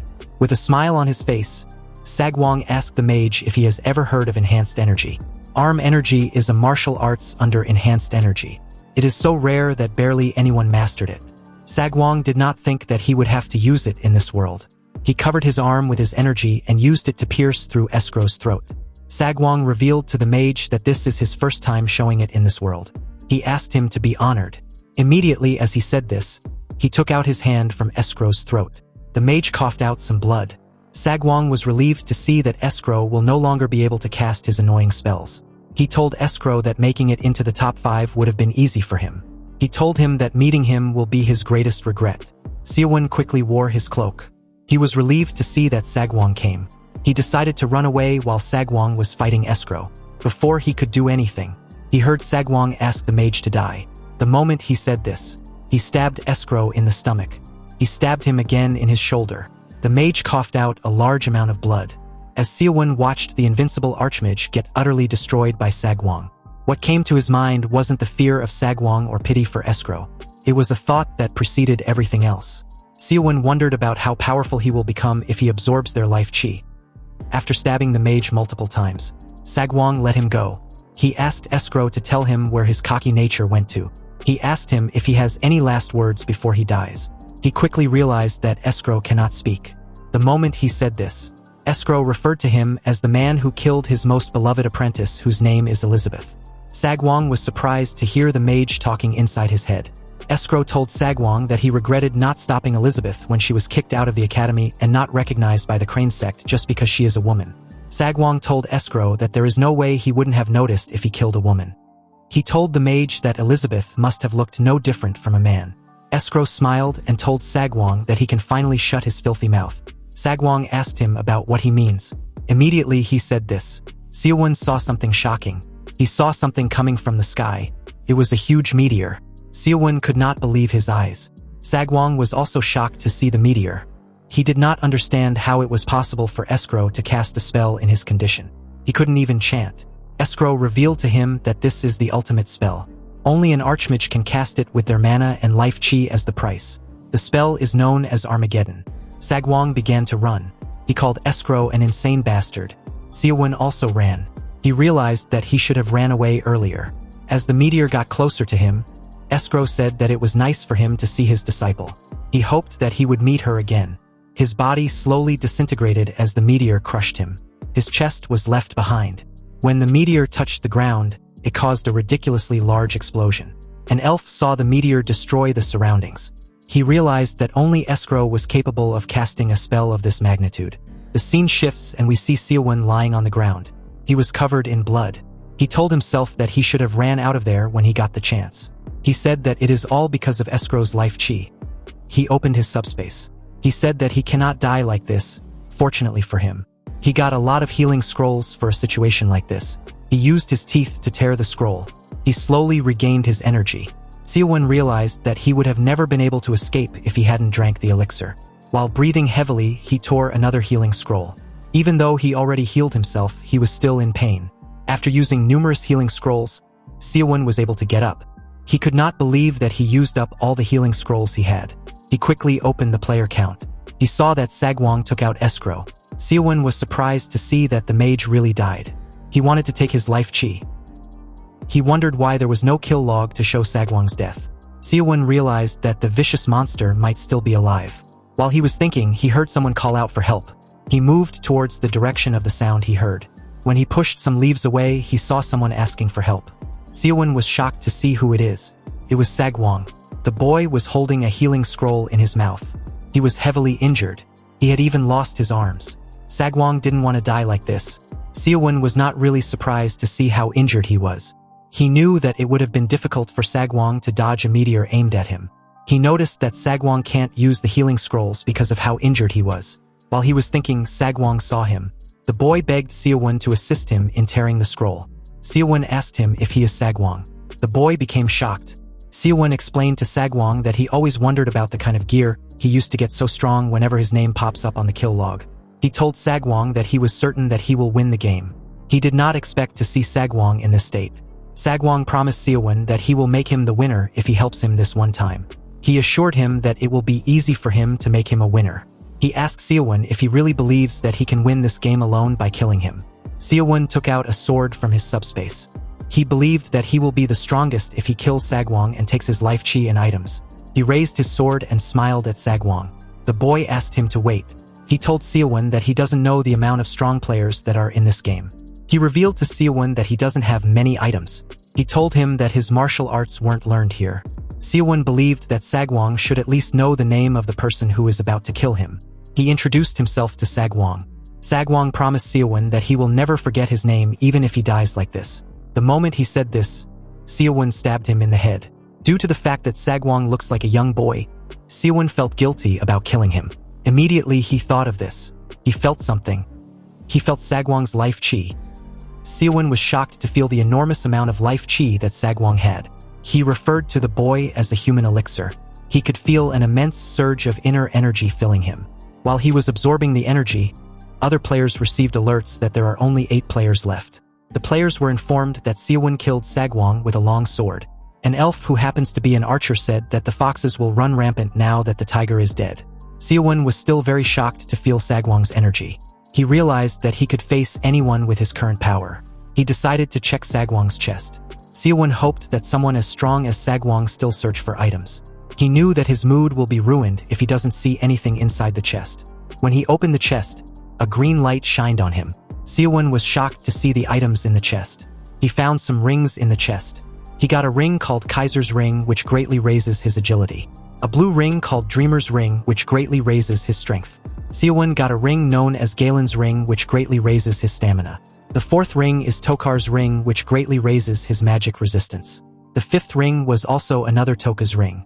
Seowoon could not believe that Sagwong only farmed rare items.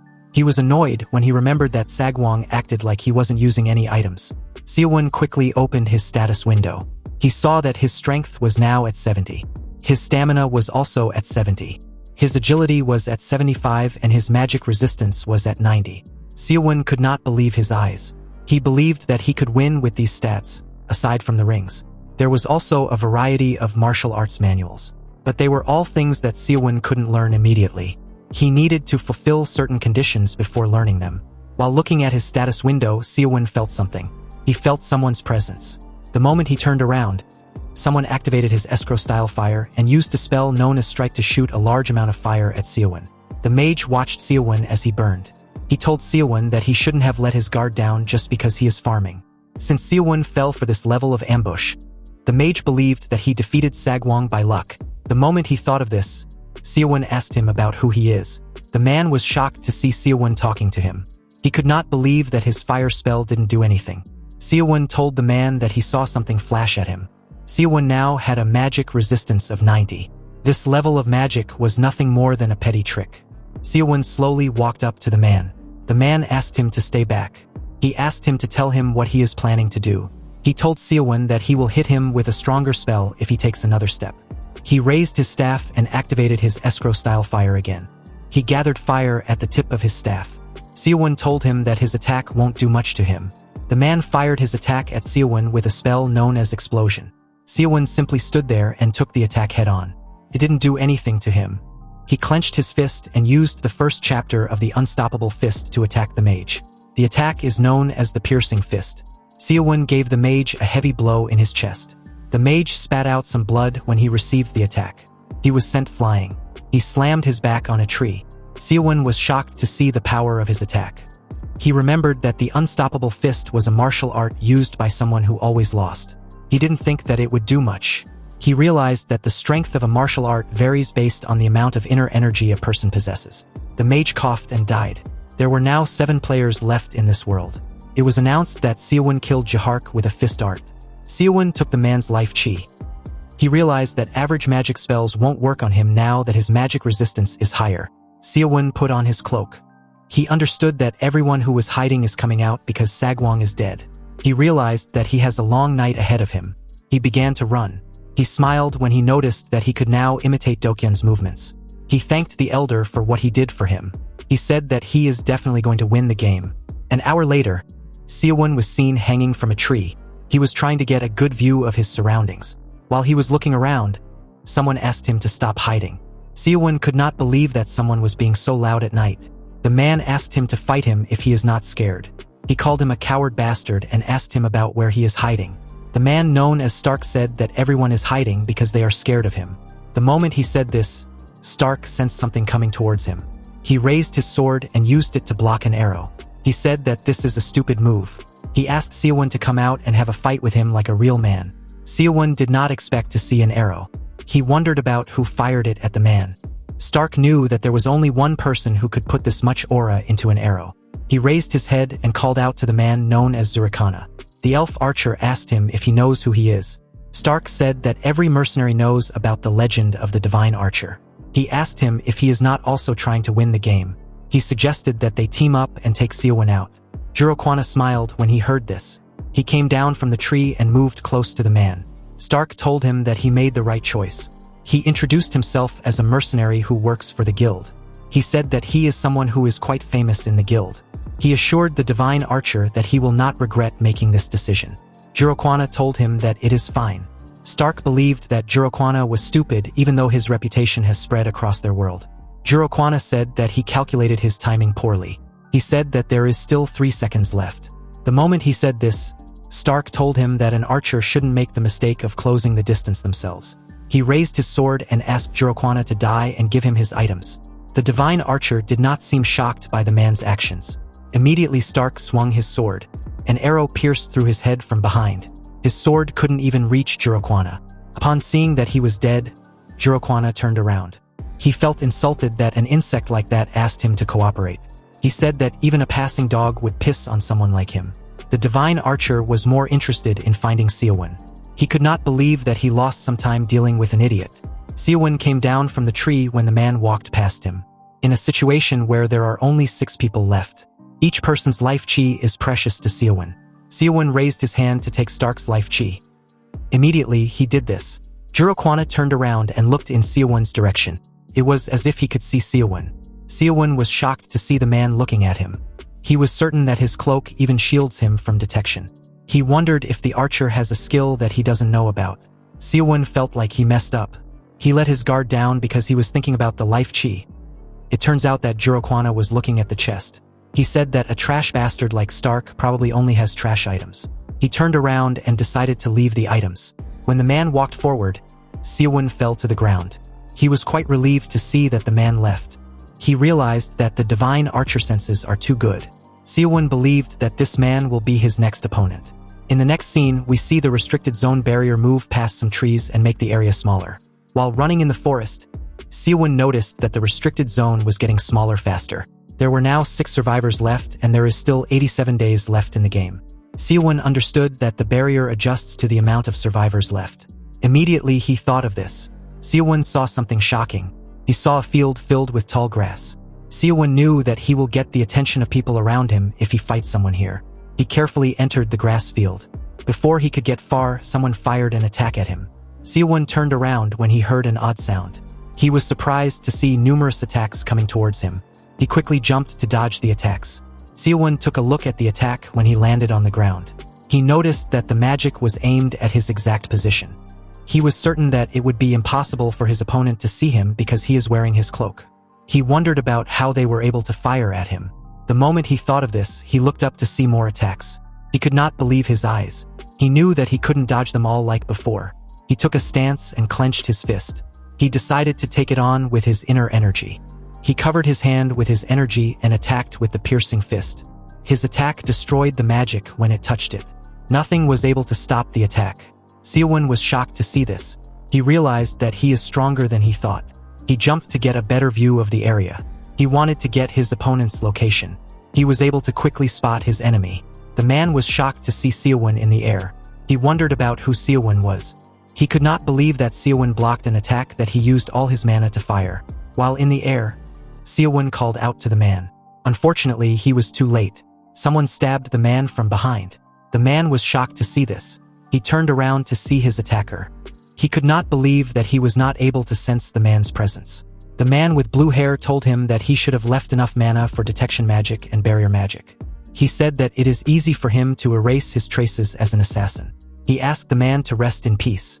The moment he said this, the man dissipated. There were now 5 survivors in the game. When Seowoon landed on the ground, the man asked him if he is Seowoon. Seowoon asked him if he knows him. The man said that he does. He reminded him that he killed the number 1 public enemy. He told Seowoon that everyone is desperate to kill him. He raised his blades and asked Seowoon not to resist pointlessly. He advised him to go out quietly. He said that he has never failed to take out a target he has laid his eyes on. He charged at Seowoon and asked him to die. Seowoon clenched his fist and ran towards the man. The assassin told him that he is too slow. He raised his blades and moved past Seowoon at a crazy speed. He made Seowoon bleed when he moved past him. He landed several cuts on Seowoon's hand. When Seowoon turned around, the assassin told him that he wanted cut through him. He told Seowoon that he is sturdier than he thought. Seowoon realized that his arm would have been chopped off if he hadn't covered himself up with inner energy. He could tell that this assassin is strong. The man smiled and told Seowoon that his death is only a matter of time. He said that he has never failed to assassinate someone in the dark. Seowoon didn't know what to do. He had faced mages until now. He didn't know how to handle an assassin. The moment he thought of this, Seowoon realized something. The man raised his blades and told Seowoon that he will end him now. Immediately he said this. He vanished right in front of Seowoon. Seowoon was surprised to see this. The man reappeared next to him and used his sword to tear Seowoon apart. To his surprise, Seowoon's body disappeared in front of him. Seowoon told the man that his stealth skills are quite remarkable. The assassin was shocked to hear his voice in the air. He asked Seowoon about where he is. Seowoon told him that his stealth skills are nothing compared to his cloak. He grabbed the man's hands and held him down. He explained to him that he can follow the movement of someone at his level by tracking his energy. The assassin called Seowoon a coward for attacking him from behind. Seowoon reminded him that he said that he will end him. He asked him to repeat what he said. He broke the man's arms when he said this. The assassin screamed out in pain. He asked Seowoon if he thinks that he will be able to beat everyone else on his own. He advised him to team up with him if he wants to get first place. Seowoon pushed his hand into the assassin's body and destroyed his heart. The assassin spat out a large amount of blood and died. There were now 4 survivors left in this world. The system announced that Seowoon killed Tamirin with fist arts. Seowoon took the life chi of the 2 men and secured the healing scrolls they dropped. He wanted to farm quickly and get out of there because of the commotion they caused. Seowoon found a martial arts manual in Tamirin's chest. He found it odd that the assassin was carrying something that didn't suit him at all. The martial arts manual is known as the Shadow Clone Manual. It is a martial art that allows Seowoon to create clones of himself that can fight. The number of clones depends on his internal energy. The system asks Seowoon if he wants to learn it. Seowoon accepted the offer. The manual slowly disappeared. Seowoon was relieved to see that the assassin didn't know how to use inner energy. If he was able to learn this and use it well, it would have been difficult for Seowoon to kill him. The other man had a grimoire called Carmen's Eyes in his chest. It is the highest tier detection spell that is supposed to look through any stealth skill. Seowoon's magic circle was too low to learn the skill. Seowoon now understood how the man was able to find him even though he wore his cloak. While he was looking through the grimoire, someone fired an arrow at him from behind. Seowoon unknowingly bent his head a bit. The arrow scratched his face. He was surprised to see the arrow. There was only one archer that he knew among the survivors. When Seowoon raised his head up, he saw a huge magic attack coming towards him. Seowoon had never seen this type of magic before. He wondered about who was using it. He realized that it was too late for him to run away. He decided to concentrate all his inner energy into his fist. He used a technique of the unstoppable fist known as ultimate piercing fist to attack the magic. Seowoon used his hand to destroy the powerful attack and made it crumble. The rocks fell around him. Since two attacks came in at once, Seowoon was able to deduce that this is a two-person team. The moment he thought of this, someone appeared behind him and told him that he is quite strong. The man swung his sword at Seowoon. Seowoon was able to dodge the attack. He quickly moved back. He did not think that there would be 3 people in the group. The swordsman pointed his sword at him and told him that his luck has run out. The swordsman is Carson's king. His name is Senturk. The mage is the demon king's right arm. His name is Garen. The third person in the group is the divine archer. The last 3 survivors came together to face Seowoon. Seowoon did not know what to do. Seowoon could not believe that he ran into teamers when he almost won. He knew that the best way to break apart a team is to create a situation where they betray each other. Seowoon had to figure out the type of relationship they had with each other. Garen jumped down from the cliff and told the king of Carson that it is an honor to meet him. The king referred to Garen as a mere black mage and asked him not to speak to him. Garen laughed and asked him to pardon his manners. He told Senturk that there is something more important than status here. Senturk said that he does not know if it is worth it to team up with a vagrant to obtain a better reward. Seowoon realized that they did not want to team up. He carefully put on his cloak as Seowoon slowly disappeared. Senturk suggested that they take care of his annoying stealth first. Garen said that this is easy for him. The moment he said this, he released a blinding bright light from his hand. Seowoon was shocked to see this. When he looked up, he saw a large orb that released a bright light in the air. Garen told Seowoon that he can't hide again now that there is no darkness for him to hide in. Senturk told the mage that he is smarter than he thought. Seowoon did not expect the mage to use this method. He recalled that his cloak can only hide him in the dark.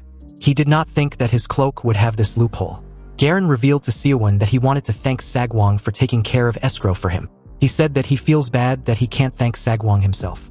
With a smile on his face, he told Seowoon that it is now his turn to die in the name of the great demon king. Immediately he said this. He released his magic and created a small tornado with spinning blades. The spell is known as Chaos Blade. The attack destroyed his surroundings. Seowoon was surprised to see this. Most of the mages that he had met were weak at close range. Seowoon believed that Garen will use the attack if he gets close and he might get caught up in the magic. He will find it hard to cast the spell properly. Seowoon charged at the mage. He wanted to end this fight with close combat. The moment Garen saw Seowoon coming towards him, he called him an ignorant bastard and fired his attack at him. Seowoon went into the attack. He covered his body with his inner energy in order to reduce the damage he takes. He told himself that he will break through the attack and get close to the mage at any cost. While the blades were tearing him apart, the cloak also got damaged. The system informed Seowoon that he needs to repair it to access its functions again. Seowoon grit his teeth to withstand the pain. The energy surrounding his body was slowly cracking and now his cloak was also destroyed. Garen was certain that Seowoon will be torn apart by his attack. While he was looking at his Chaos Blade, Garen heard someone call out the first chapter of the Unstoppable Fist. He was shocked to hear Seowoon's voice. Seowoon jumped out of the Chaos Blade and charged at the man. He wanted to attack him with his piercing fist. The mage smiled when he saw him coming close. He told Seowoon that he is arrogant. He asked him to give up because there is no way for him to win. He raised his fingers and cast a spell known as Dead Man's Hand. Several hands came out of the ground and rushed to grab Seowoon. Seowoon did not expect this. Among the mages he had fought so far, Garen was on a different level before the hands could grab him. Seowoon put his hands together and activated his shadow clone technique. The hands grabbed his clone. Seowoon was able to move past it. Garen was shocked to see this. He assumed that Seowoon only knew how to throw punches. He did not expect him to be able to use shadow clone magic. He told Seowoon that he uses petty tricks.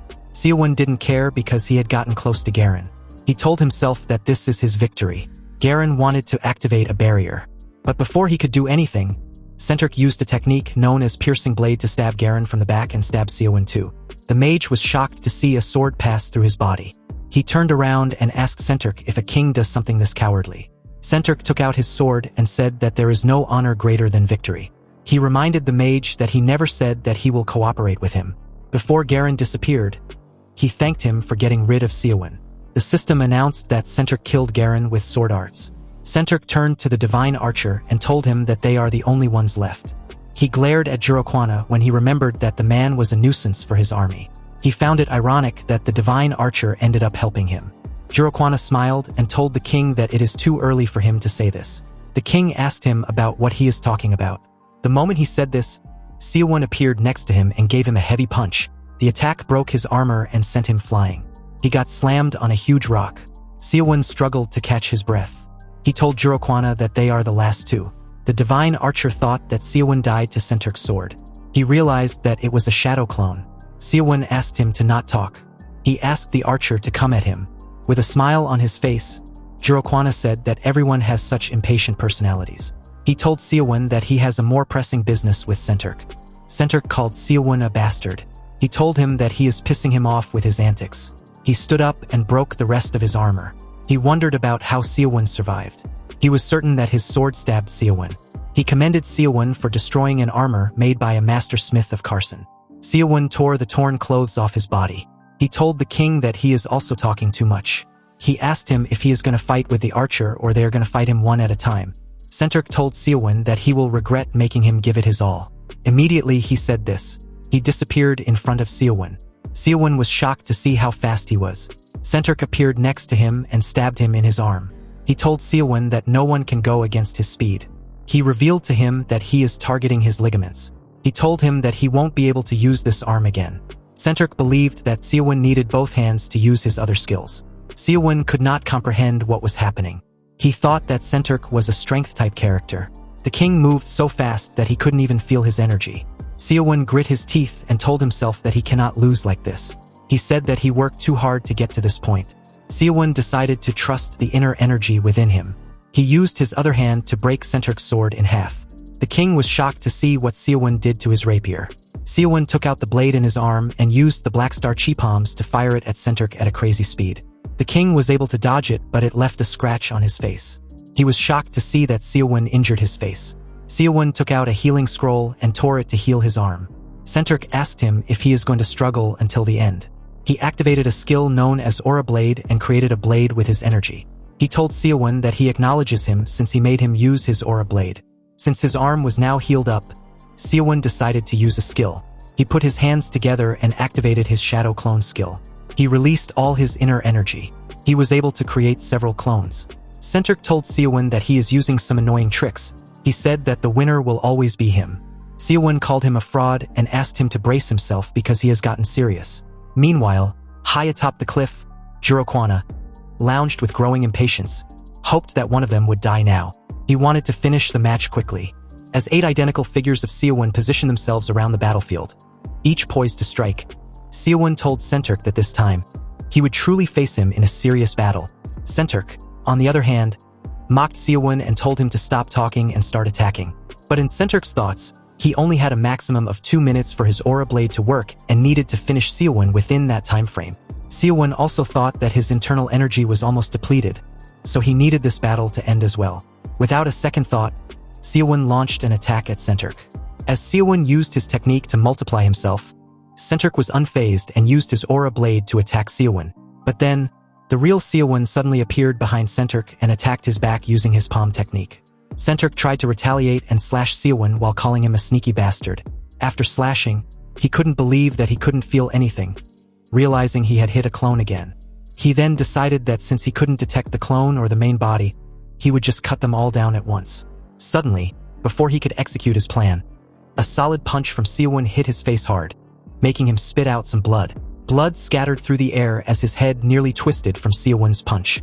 At the same time, he tried to find Seowoon's real body and successfully spotted it. Seowoon then arrogantly asked Senterk how his punch tasted. He continued talking, telling Senterk that it would be better to stop looking for his main body. Senterk, on the other hand, was shocked that Seowoon knew what he was trying to do. While his clones continued attacking Centric, Seowoon revealed that Centric would never be able to tell the difference between the clones, as all the clones made from his spirit illusion steps could attack just like the real body. Seowoon then used the technique Severing Fist as two clones attacked simultaneously. Centric dodged the attack as Seowoon's kick landed on the ground. Centric then countered the attack and used his piercing aura blade technique, aiming at the clones that had just attacked him. The attack was so fierce that it emitted a golden aura as it struck the two clones, erasing them from existence. As the clones began to fade away from the attack, Centric muttered to himself that the clones' durability was terrible. Without a second thought, Seowoon added 5 more clones. Centric started to worry about his aura blade, as there was only 1 minute left for him to use the technique. Meanwhile, at the top of the cliff, Jirokwana watched the battle and told himself that he did not expect Centric to struggle so much.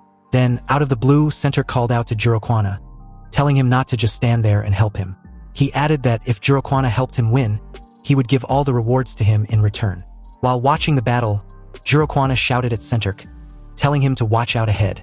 As Centric called for help, Seowoon struck without warning, catching him completely off guard. But Centric quickly countered using his crushing wave aura technique. As Seowoon dodged the attack and quickly executed his technique, Severing Fist, the attack hit Centric directly in the chest, blood spilling from his mouth as the shock wave reverberated around them. After the blow, Seowoon's intense follow-up strike clashes violently with Centric's blade, but to his frustration, the attack is stopped short. Gritting his teeth, Seowoon wonders if it was blocked. With a sudden charge, Centric grins and declares he's got Seowoon this time. He lunges forward, piercing what he believes is Seowoon's body, sending blood flying from the brutal impact. But as the figure stumbles, it flickers, and Seowoon's real body reappears nearby, standing tall and bloodied, yet calm. The clone fades, revealing that the attack had once again missed its true target. Realizing he's been fooled again, Centric freezes, staring at the two Seowoons before him. In disbelief, he mutters that this was a clone too, and that Seowoon is really just toying with him. Centric's rage builds. Meanwhile, Seowoon simply smiles coldly, calling the situation truly humiliating with a low chuckle. Snapping, Centric roars that he doesn't care about winning anymore. With veins bulging and fury in his eyes, he swears to use all his strength to rip Seowoon to shreds. From afar, Jirokwana watches the escalating chaos and mocks Centric, wondering aloud if the Emperor of Madness is being revived. Back on the field, Centric unleashes a massive surge of energy, golden flames swirling around him as he dares Seowoon to avoid it if he can.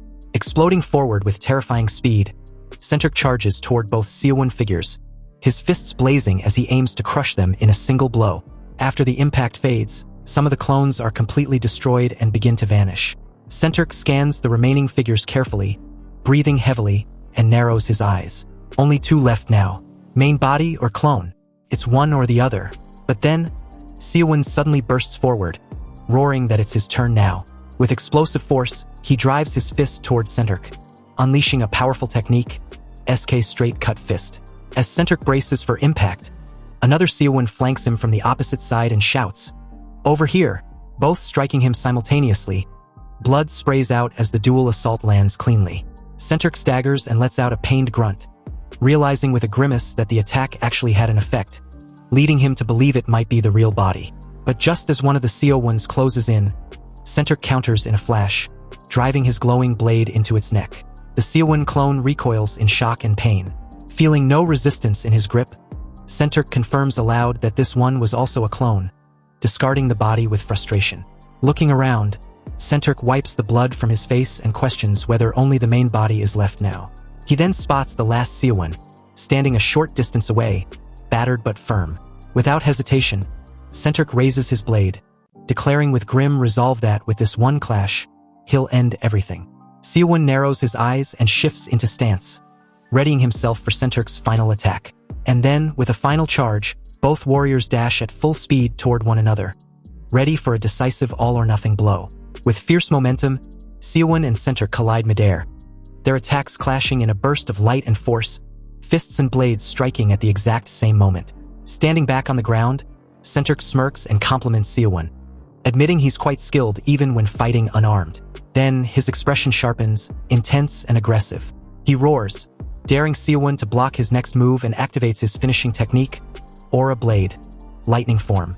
A devastating explosion of golden light erupts as Centric strikes again, lightning surging across the field in all directions, directly hitting Seowon's body and nearly tearing it apart. Seowon screams in pain, his body trembling as he struggles to endure the onslaught. Centric grins through the chaos, lightning flickering around him as he watches his opponent falter. Seowon is hurled backward by the sheer force, slamming into the ground with such impact that the earth cracks beneath him, his torso visibly cut open. Desperate and injured, Seowon gasps and tries to reason with Centric, shouting that if this continues, only Jurokwana will benefit.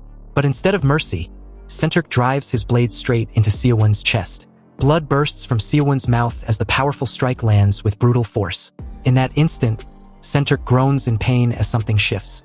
His grip falters and the aura blade begins to flicker and fade. Finally, his fingers loosen around the hilt of his weapon and the glow of lightning vanishes, signaling the beginning of a turning point in the battle. With heavy breaths and a blood-soaked body, Centric stands victorious over Seowon's corpse.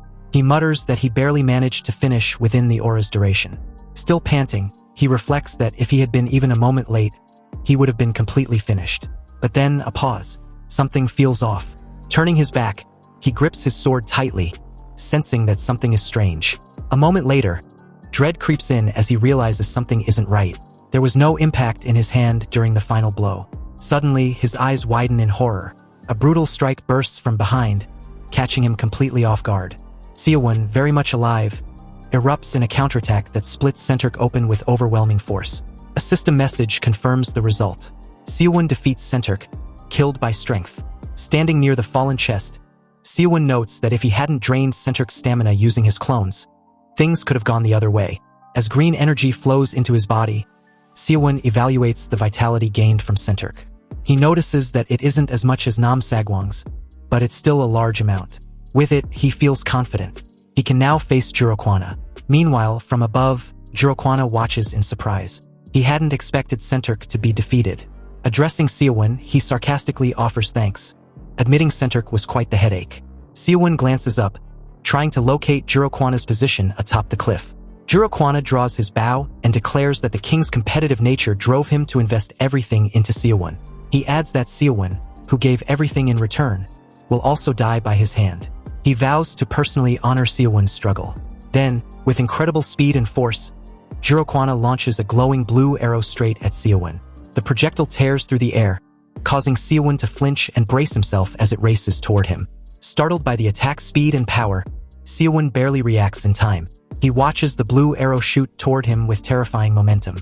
As the glowing blue arrow speeds toward him, Seowon suddenly activates his movement skill, immeasurable steps. His body splits into multiple afterimages, dashing forward at blinding speed to dodge the incoming attack while ascending the hill where Jurokwana is standing. Seeing the illusions, Jurokwana narrows his eyes and recognizes the technique, calling it that troublesome doppelganger move once again. Jurokwana then smirks, as if he already knows how to counter Seowon's cloning technique. He fires another powerful shot with his bow. Then, with ruthless precision, the arrow pierces one of the Seowon figures. Blood erupts violently from the real Seowon's left leg. His body twists midair in pain, confirming the attack hit its mark. The real Seowon tumbles backward, crashing hard down the cliffside. Once Jurokwana confirms that he's safe, he descends towards Seowon's collapsed body. He lands with a light step, ready to finish the job. Approaching confidently, Jurokwana states that he'll have to make sure Seowon can't escape. Meanwhile, Seowon lies wounded and helpless on the ground, yelling in desperation, "No!" As Jurokwana draws his bow again, the arrow pierces straight through Seowon's hand, making him cry out in pain. Another arrow strikes his left hand, causing blood to gush out as he grits his teeth. Shouting furiously, Seowon demands to know how Jurokwana figured out which one was the real body so quickly. His eyes burn with disbelief. With a faint smile, Jurokwana answers casually, "It was just a gut feeling." He looks down at Seowon, lying among the fading clones, unfazed and confident. Seowon, battered and exhausted, was shocked by the reply, as he struggles to process Jurokwana's calm demeanor. Jurokwana responds by acknowledging Seowon's effort and determination, saying he respects it. But Seowon spits back in defiance, cursing Jurokwana and shouting, "Respect my ass. Give it to the dogs."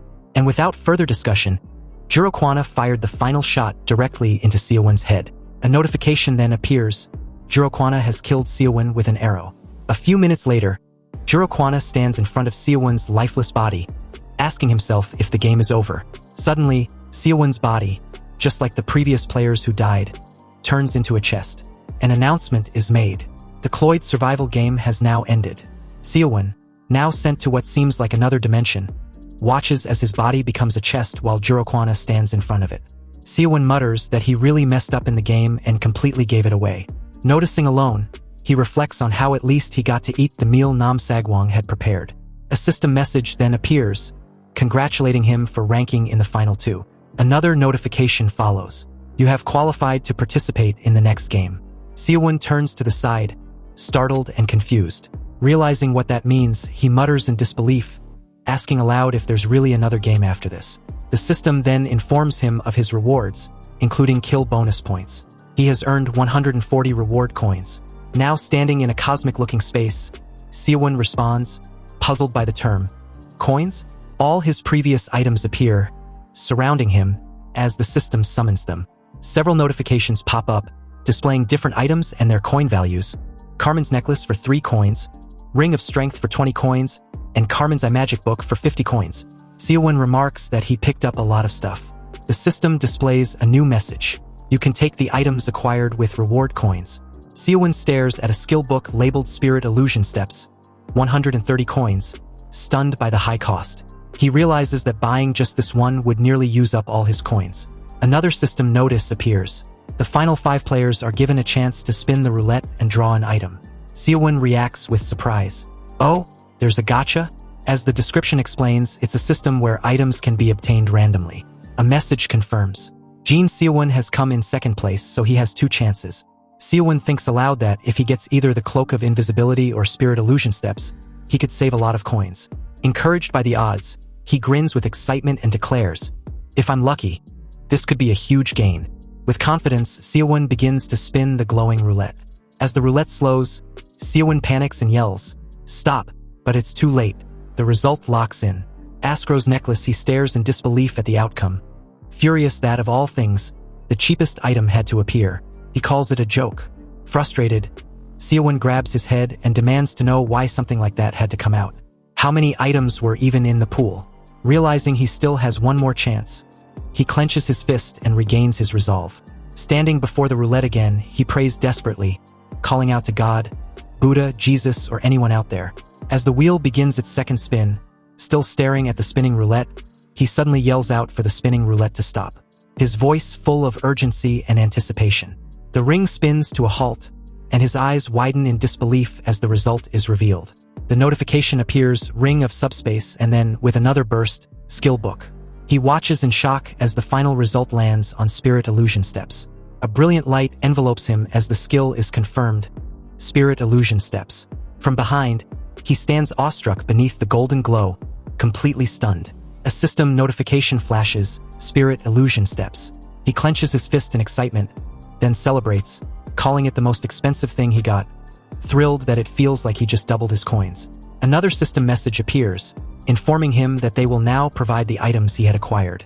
His eyes follow the glowing book floating toward him. Then a second message appears, informing him that he can buy items using coins and will be moved automatically once he's done. He looks around at the gear, ready to begin.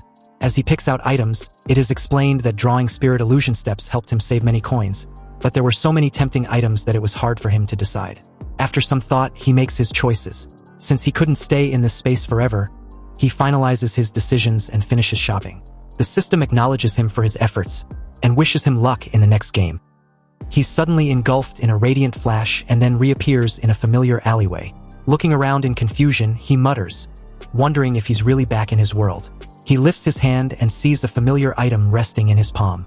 Recognizing it instantly, he confirms that the ring is definitely the Ring of Subspace brought from Cloyd Survival. Gripping the ring tightly, he breathes out. It's not a dream. His eyes stay fixed on the item as he slips the ring onto his finger. A slight breeze blows around his feet. He glances at his bag, then picks it up. Walking away down the street, he reflects that his first game has ended. On the surface, not much looks different, but deep down, he senses that something big has begun. Smiling to himself, he now feels that his entrance exams isn't the problem anymore. Looking at the ring on his finger, he thinks back to the moment he heard it. He remembers it clearly. There will be a next game. The Ring of Subspace, purchased for 30 coins, glows faintly. Determined, he clenches his fist and starts walking quickly, declaring that although he only got second place this time, which he thinks is unfortunate, he needs to be ready and prepare himself for the next game. With determination in his eyes, he clenches his fist and declares internally that he's definitely going to win the next game. The scene shifts to the building exterior. This is the studio apartment his parents found for him near the school, so he could prepare for his return to university. Now entering his apartment, his thoughts are no longer focused on his entrance exams, resuming a more ordinary life, but fully on becoming stronger using what he gained from the game. As he drops his bag onto his chair, he continues thinking that in the second game, he doesn't want to remain in a weak position or just run away like he did in the first one. As he begins meditating, he realizes that his energy core feels completely empty. This makes him wonder if he used all of his inner energy during that last fight. Since he can't simply kill people in real life to get their life chi, he has to recover it using cultivation techniques like the old man taught him. A flashback shows the elder explaining that internal energy is accumulated through cultivation. Once the core is formed, one can simply gather energy over time by focusing. This might not be as fast as the other method, but if he can make it a habit, he might master it before he knows it. Seowoon asks him if he can become as strong as him if he just keeps training. This makes the old man laugh and he reminds him not to shoot beyond his limits. However, soon after, he makes a serious expression and mentions that there is no saying what his limits truly are. Back in the present, he has been meditating for 4 hours now, but he still hasn't gathered much inner energy. This makes him frustrated and he realizes that this is a lot more difficult than the game. If he continues at this pace, it might take him years to completely fill up his energy. Seowoon decides to leave it for now and starts organizing the items he brought back from the game. He takes out the Shadow Clone manual from the subspace and starts sweating as he wonders if he also needs to train it little by little just like his inner energy. In order to try it, he opens the book and the system asks him if he wants to learn the technique. This is a bit surprising for him as the system from the game works in real life too. Fortunately for him, the technique doesn't take long to learn, but it's still not as powerful as in the game. To check out his other items, he reaches into the subspace and takes out Escrow's necklace. This is the cheapest item he got, but it's still made out of pure gold. He suddenly realizes that he can make a lot of money if he sells it to a local jeweler. Moreover, he can take back multiple of these necklaces in the next game and become rich. It might not have any value in the game, but it's expensive in real life. Afterwards, he takes out the troll potion, which guarantees a healthy life for a year for anyone who drinks it. Seowoon has completely turned into a businessman by now, so he thinks about selling it to a rich terminal patient. With all these items, he realizes that he can actually make a lot of money from the game. Suddenly, he remembers that he hasn't really eaten any real food these past days except tough jerky strips. To make up for it, he goes to a nearby hotel called Grandma's Diner. He orders a meal that he would normally consider a luxury, but he doesn't care about those things anymore since all he needs right now is some tasty food. The food is so good that he starts crying. The grandma notices him and mentions that he came here yesterday too.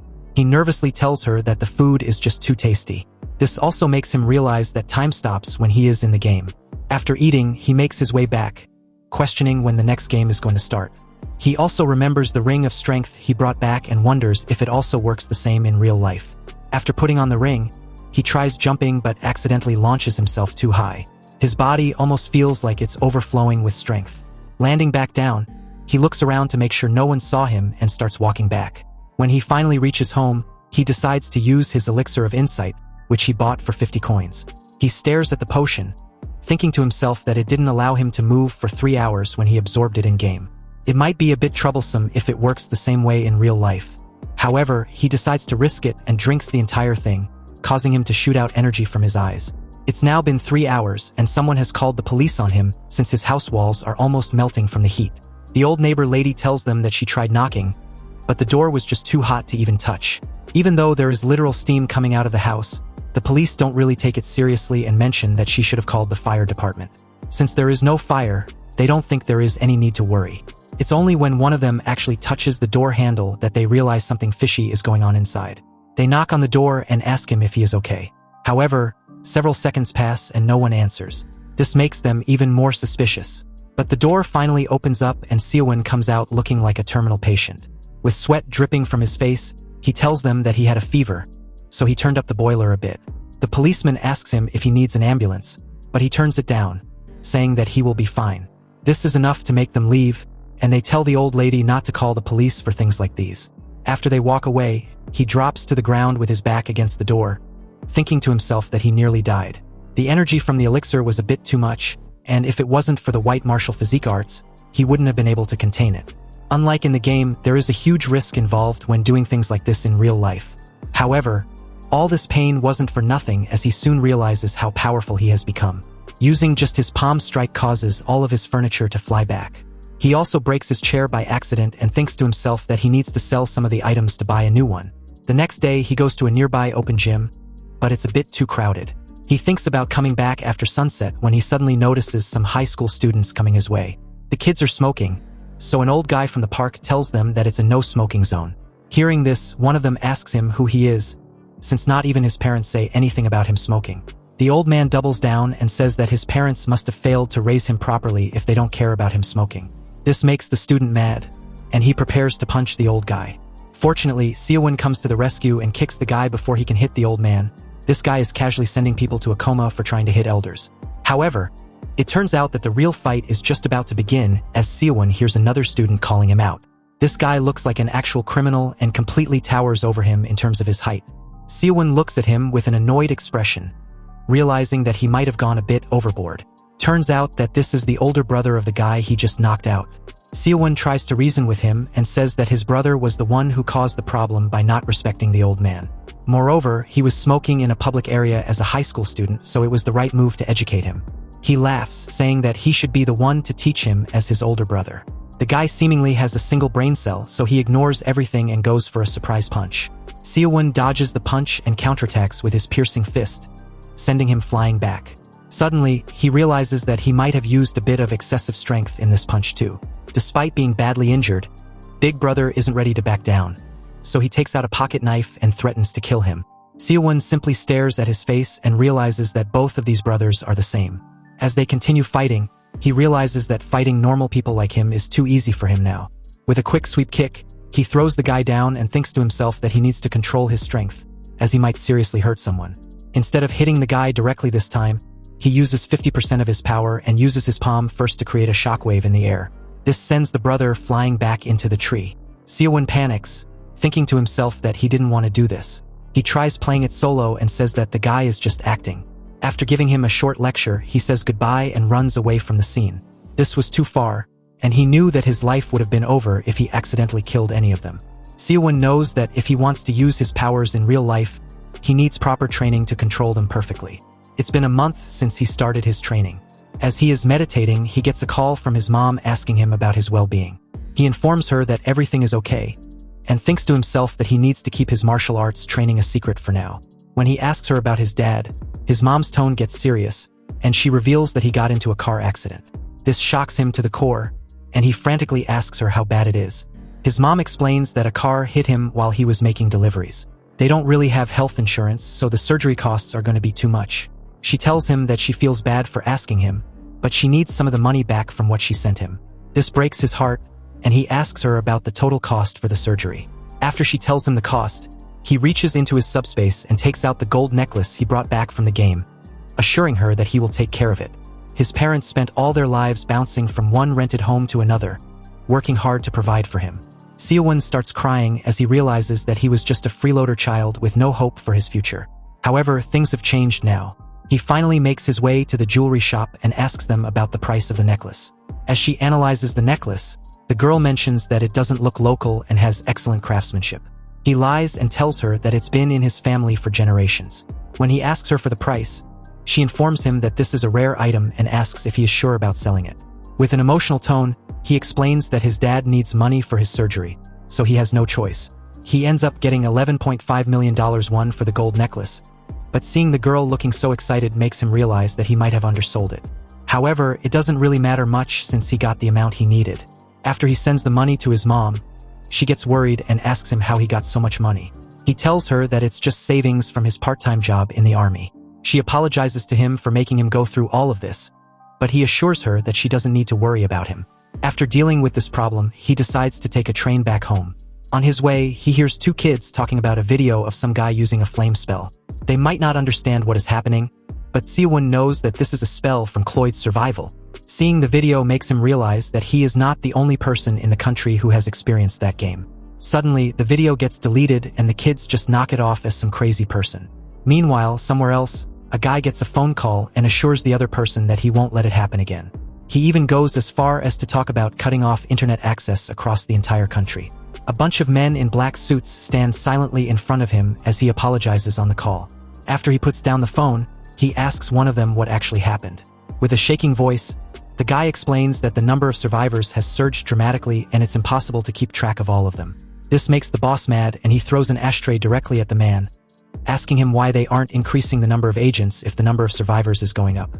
He furiously orders him to bring the man who made the video. With blood dripping from his face, the guy assures him that he will get it done. The boss doesn't want the blood to get on his carpet, so he orders someone to heal him. The healer suddenly uses a spell and stops the blood. After taking out all of his anger on the men, the boss finally leaves. The scene changes to see a wound running alone in the night. He has been training for 2 months ever since the first game. This allowed him to gather a good amount of inner energy and he also became more proficient in using it. However, his biggest issue is that he can only summon a single clone with his current inner energy and that too for a short amount of time. Using his martial arts technique, he passes through the forest swiftly and trains in hand-to-hand combat using his own clone. With just a few punches, his body starts to feel tired and he wonders if this is his limit. During his fight with Centurk, he had no problem controlling 8 shadow clones as he wanted. This makes him wonder if he used too much inner energy in his last battle. He stands up, telling himself that sulking about it won't help and decides to go home. However, he does feel a bit hungry, so he prepares to open his subspace to find some food. Before he knows it, he gets teleported to the waiting area of Cloyd Survival. Just like before, everyone is speaking in a different language. Seowoon looks around to notice some people who look as confused as he was during his first time.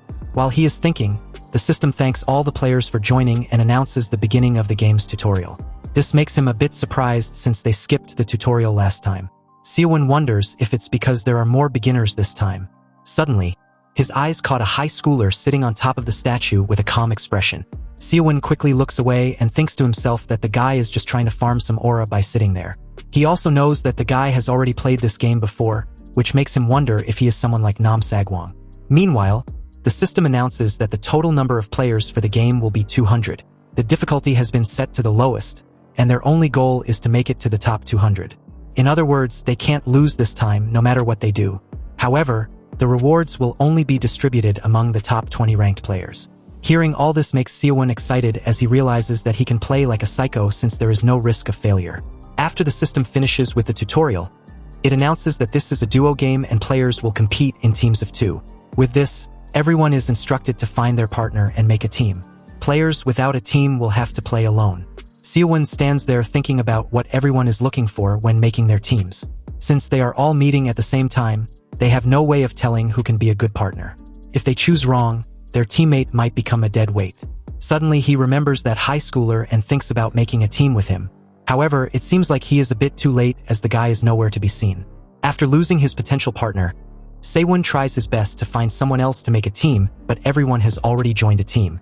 It seems like he might have to play this solo, but it makes him even more excited as he thinks to himself that he will kill them all regardless. The game finally starts, and this time Seowoon doesn't land in a safe area, but somewhere he can find good items. He wants to be the first one to land and kill anyone who comes after. Since he is the first one on the ground, he manages to count the others who are still in the air, and from what he can see, 3 other teams have landed in the area. Without wasting any time, he makes his way to the houses. After his first game, he replayed it over and over in his head, thinking about all the strategies for his second game, so all he needed to do was follow the plan. Suddenly, he notices a player in front of him who appears to be a newbie. Without giving him any time to react, Seowoon quickly jumps into the air and hits him with his unstoppable fist, Spatial Strike. The man asks him why he is attacking him, but he receives no answer and instead gets hit by another punch, which knocks him out. Since this is duo mode, he has to deal a final blow to the body, or his teammate might revive him. He pushes his head, his teammate shows up with a giant sword.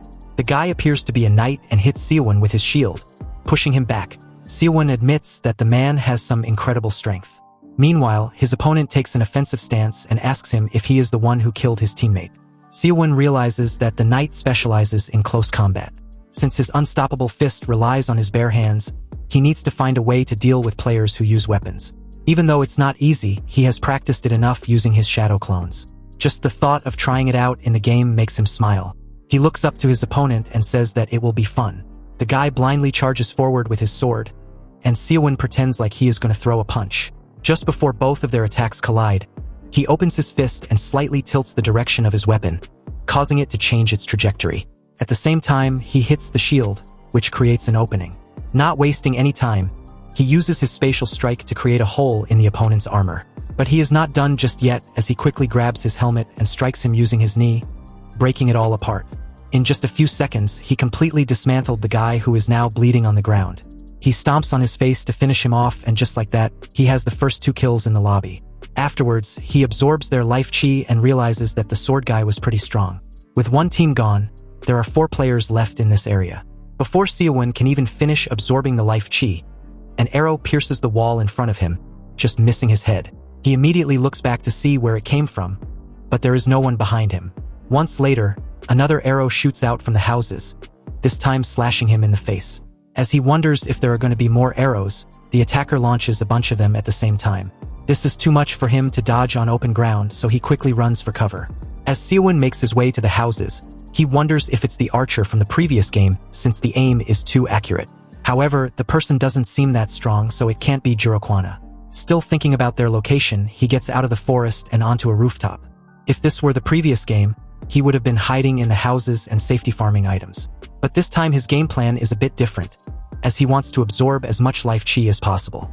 While he is jumping on the rooftops, an arrow suddenly pierces his skull, putting a hole in him. Turns out this was a clone all along, and it just caused the archer to reveal his position. Seowoon doesn't take long to get close to him and kicks him in the face. As the archer gets thrown back, he suddenly loses sight of him as the guy disappears into thin air. With a shocked expression, he realizes that the archer probably has a cloak of hiding. The realization comes a bit too late, as the guy is already behind him at this point and shoots a bunch of arrows. Seowoon manages to dodge the arrows with his insane reflexes, but it allows the archer to escape. He isn't going to let his prey walk away this easily, so he jumps down and starts chasing after him. The archer is running for his life and almost feels exhausted, so it doesn't take long for Seowoon to catch up to him. After blocking his path, he tells him that he made the biggest mistake by attacking him in broad daylight, as he could have used his clock to camp and reach the top ranks. Just as he says this, another player joins the fight, and he appears to be the teammate of the archer he just cornered. The guy looks at Seowoon and wonders where his teammate is. Meanwhile, the archer screams at him to kill him already and worry about that later. Seowoon starts to realize that he might have made a mistake by not killing the archer earlier. It seems like he has to fight them 2-on-1. Even with the odds against him, he starts smiling as he realizes that he is the one who has the numerical advantage. After surrounding him completely, both players launch a joint attack on him from 2 sides. He swiftly dodges the arrow, and it almost hits the archer's own teammate. Before they can attack again, he uses his shadow clone technique and starts running away into the alleyway. The archer isn't going to let him get away this easily, so he sends 3 arrows flying at him, and each of them hits their mark. As the archer is busy glazing his own aim, Seowoon sneaks up on him from above and literally puts a hole in his chest using his bare fists. After knocking one of them down, he tells them that just because their eyes tell them that he is somewhere, it doesn't mean that it's true. The other guy thinks that he is an illusionist since he is using his shadow clones to fight. Seowoon mentions that, whatever the case, he still needs to defeat him if he wants to save his ally. Hearing this, the guy suddenly charges at him with his swords. Seowoon takes on the challenge and goes for a head-on counterattack. In his opinion, the key to a counter is the point where the attack comes from. In this case, he needs to close in and aim straight for the shoulder. However, all of this is easier said than done, as his opponent is just too quick for him to react. The guy manages to slash his arm and cut his chest at the same time using his other blade. All Seowoon can do is watch as he barely avoids getting cut to pieces. The guy says that he must be using some kind of trick since his blade wasn't able to cut as deeply as he expected. However, it still doesn't matter as he will aim for his neck next time. Seowoon knows that the guy is too fast for him to counter, and this makes him a bit worried. He suddenly calms down as he remembers that this round has no penalty for dying early. This means that he can use a risky move. His plan is to follow the guy's energy and his killing intent instead of his movement. If he can't even do this, then he doesn't really deserve to be in first place. The Seowoon in this second round was not the same as the one from the previous game. He had been training with inner energy for 2 months now and had a rare talent for using it. As he opens his eyes, he is shocked to see himself pinning the other guy to the ground. His opponent is also confused and asks him how he managed to block his ultimate attack so easily. In that moment, Seowoon felt like he had broken through a wall. Without wasting any more time, he kills the guy, putting his kill count to 4 and being the only player in the lobby to have any kills. Afterwards, he absorbs his inner energy and finds a healing scroll in his inventory. This is exactly what he needed to recover and start farming again. Unfortunately for him, the Cloak of Hiding is a bit damaged after the fight, which means that he can't use it without repairing it. With that item, he could have reached the top ranks easily. Despite the cloak having no use, he decides to keep it in his inventory in the hopes of repairing it later. In addition to the cloak, he also finds a lightning bow in the archer's loot box. As he picks up the bow to try it, he thinks to himself that he didn't really feel any lightning energy from the arrows shot by the archer. The bow also comes with a manual, which means that the guy wasn't originally an archer and just learned to use the bow with this book. Once he learns the book, he tries his shooting skills, and to his surprise, this bow seems to be much better than the one he had in the first round. With 4 players down, there is only one team left in the area, but Seowoon still thinks that it's better to farm a bit before hunting for them. He can't really find anything good in the houses nearby until his eyes fall on the clock tower at the center. Places like these are usually the best spots to farm, so he decides to give it a try. The opening door is closed, which gives him a bit more confidence since it means that no one has entered the tower. For his own safety, he decides to close the door behind him. All of his expectations are shattered when he finds nothing in the entire tower. Seowoon starts fuming and says that the game can really mess you up sometimes. Just as he is blaming the system, he notices 2 players making their way into the nearby houses, probably searching for items. He thinks to himself that they might have some good items, so he should just avoid them. However, it seems like they are looking for trouble as he watches them entering the tower. Seeing that the door is closed, they think that nobody is inside, not knowing that Seowoon is at the top watching their every move. The team finds a healing scroll at the entrance and gets excited. Meanwhile, Seowoon quietly makes his way down the stairs, thinking that they are probably new players since they are getting excited about a healing scroll.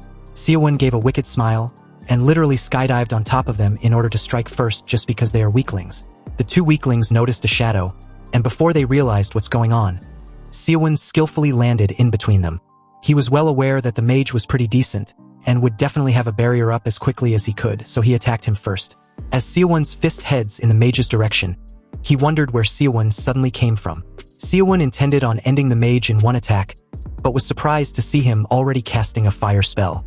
He halted his attack mid-strike and evaded the fire hurled at him. In mid-air, the mage could only watch as his partner got hit directly with the flame he just casted. The Axeman questioned what the hell he was doing, and the idiot stuttered, replying that the attack wasn't aimed at him but the enemy. He cursed as Seowoon lands behind him. It was in this moment that they noticed that Seowoon was alone. Obviously, if Seowoon had a teammate, they would have attacked together. So in this case, he was an easy kill. The Axeman raised his huge axe and launched a series of attacks. However, Seowoon evaded them all with ease, pissing off the guy even further.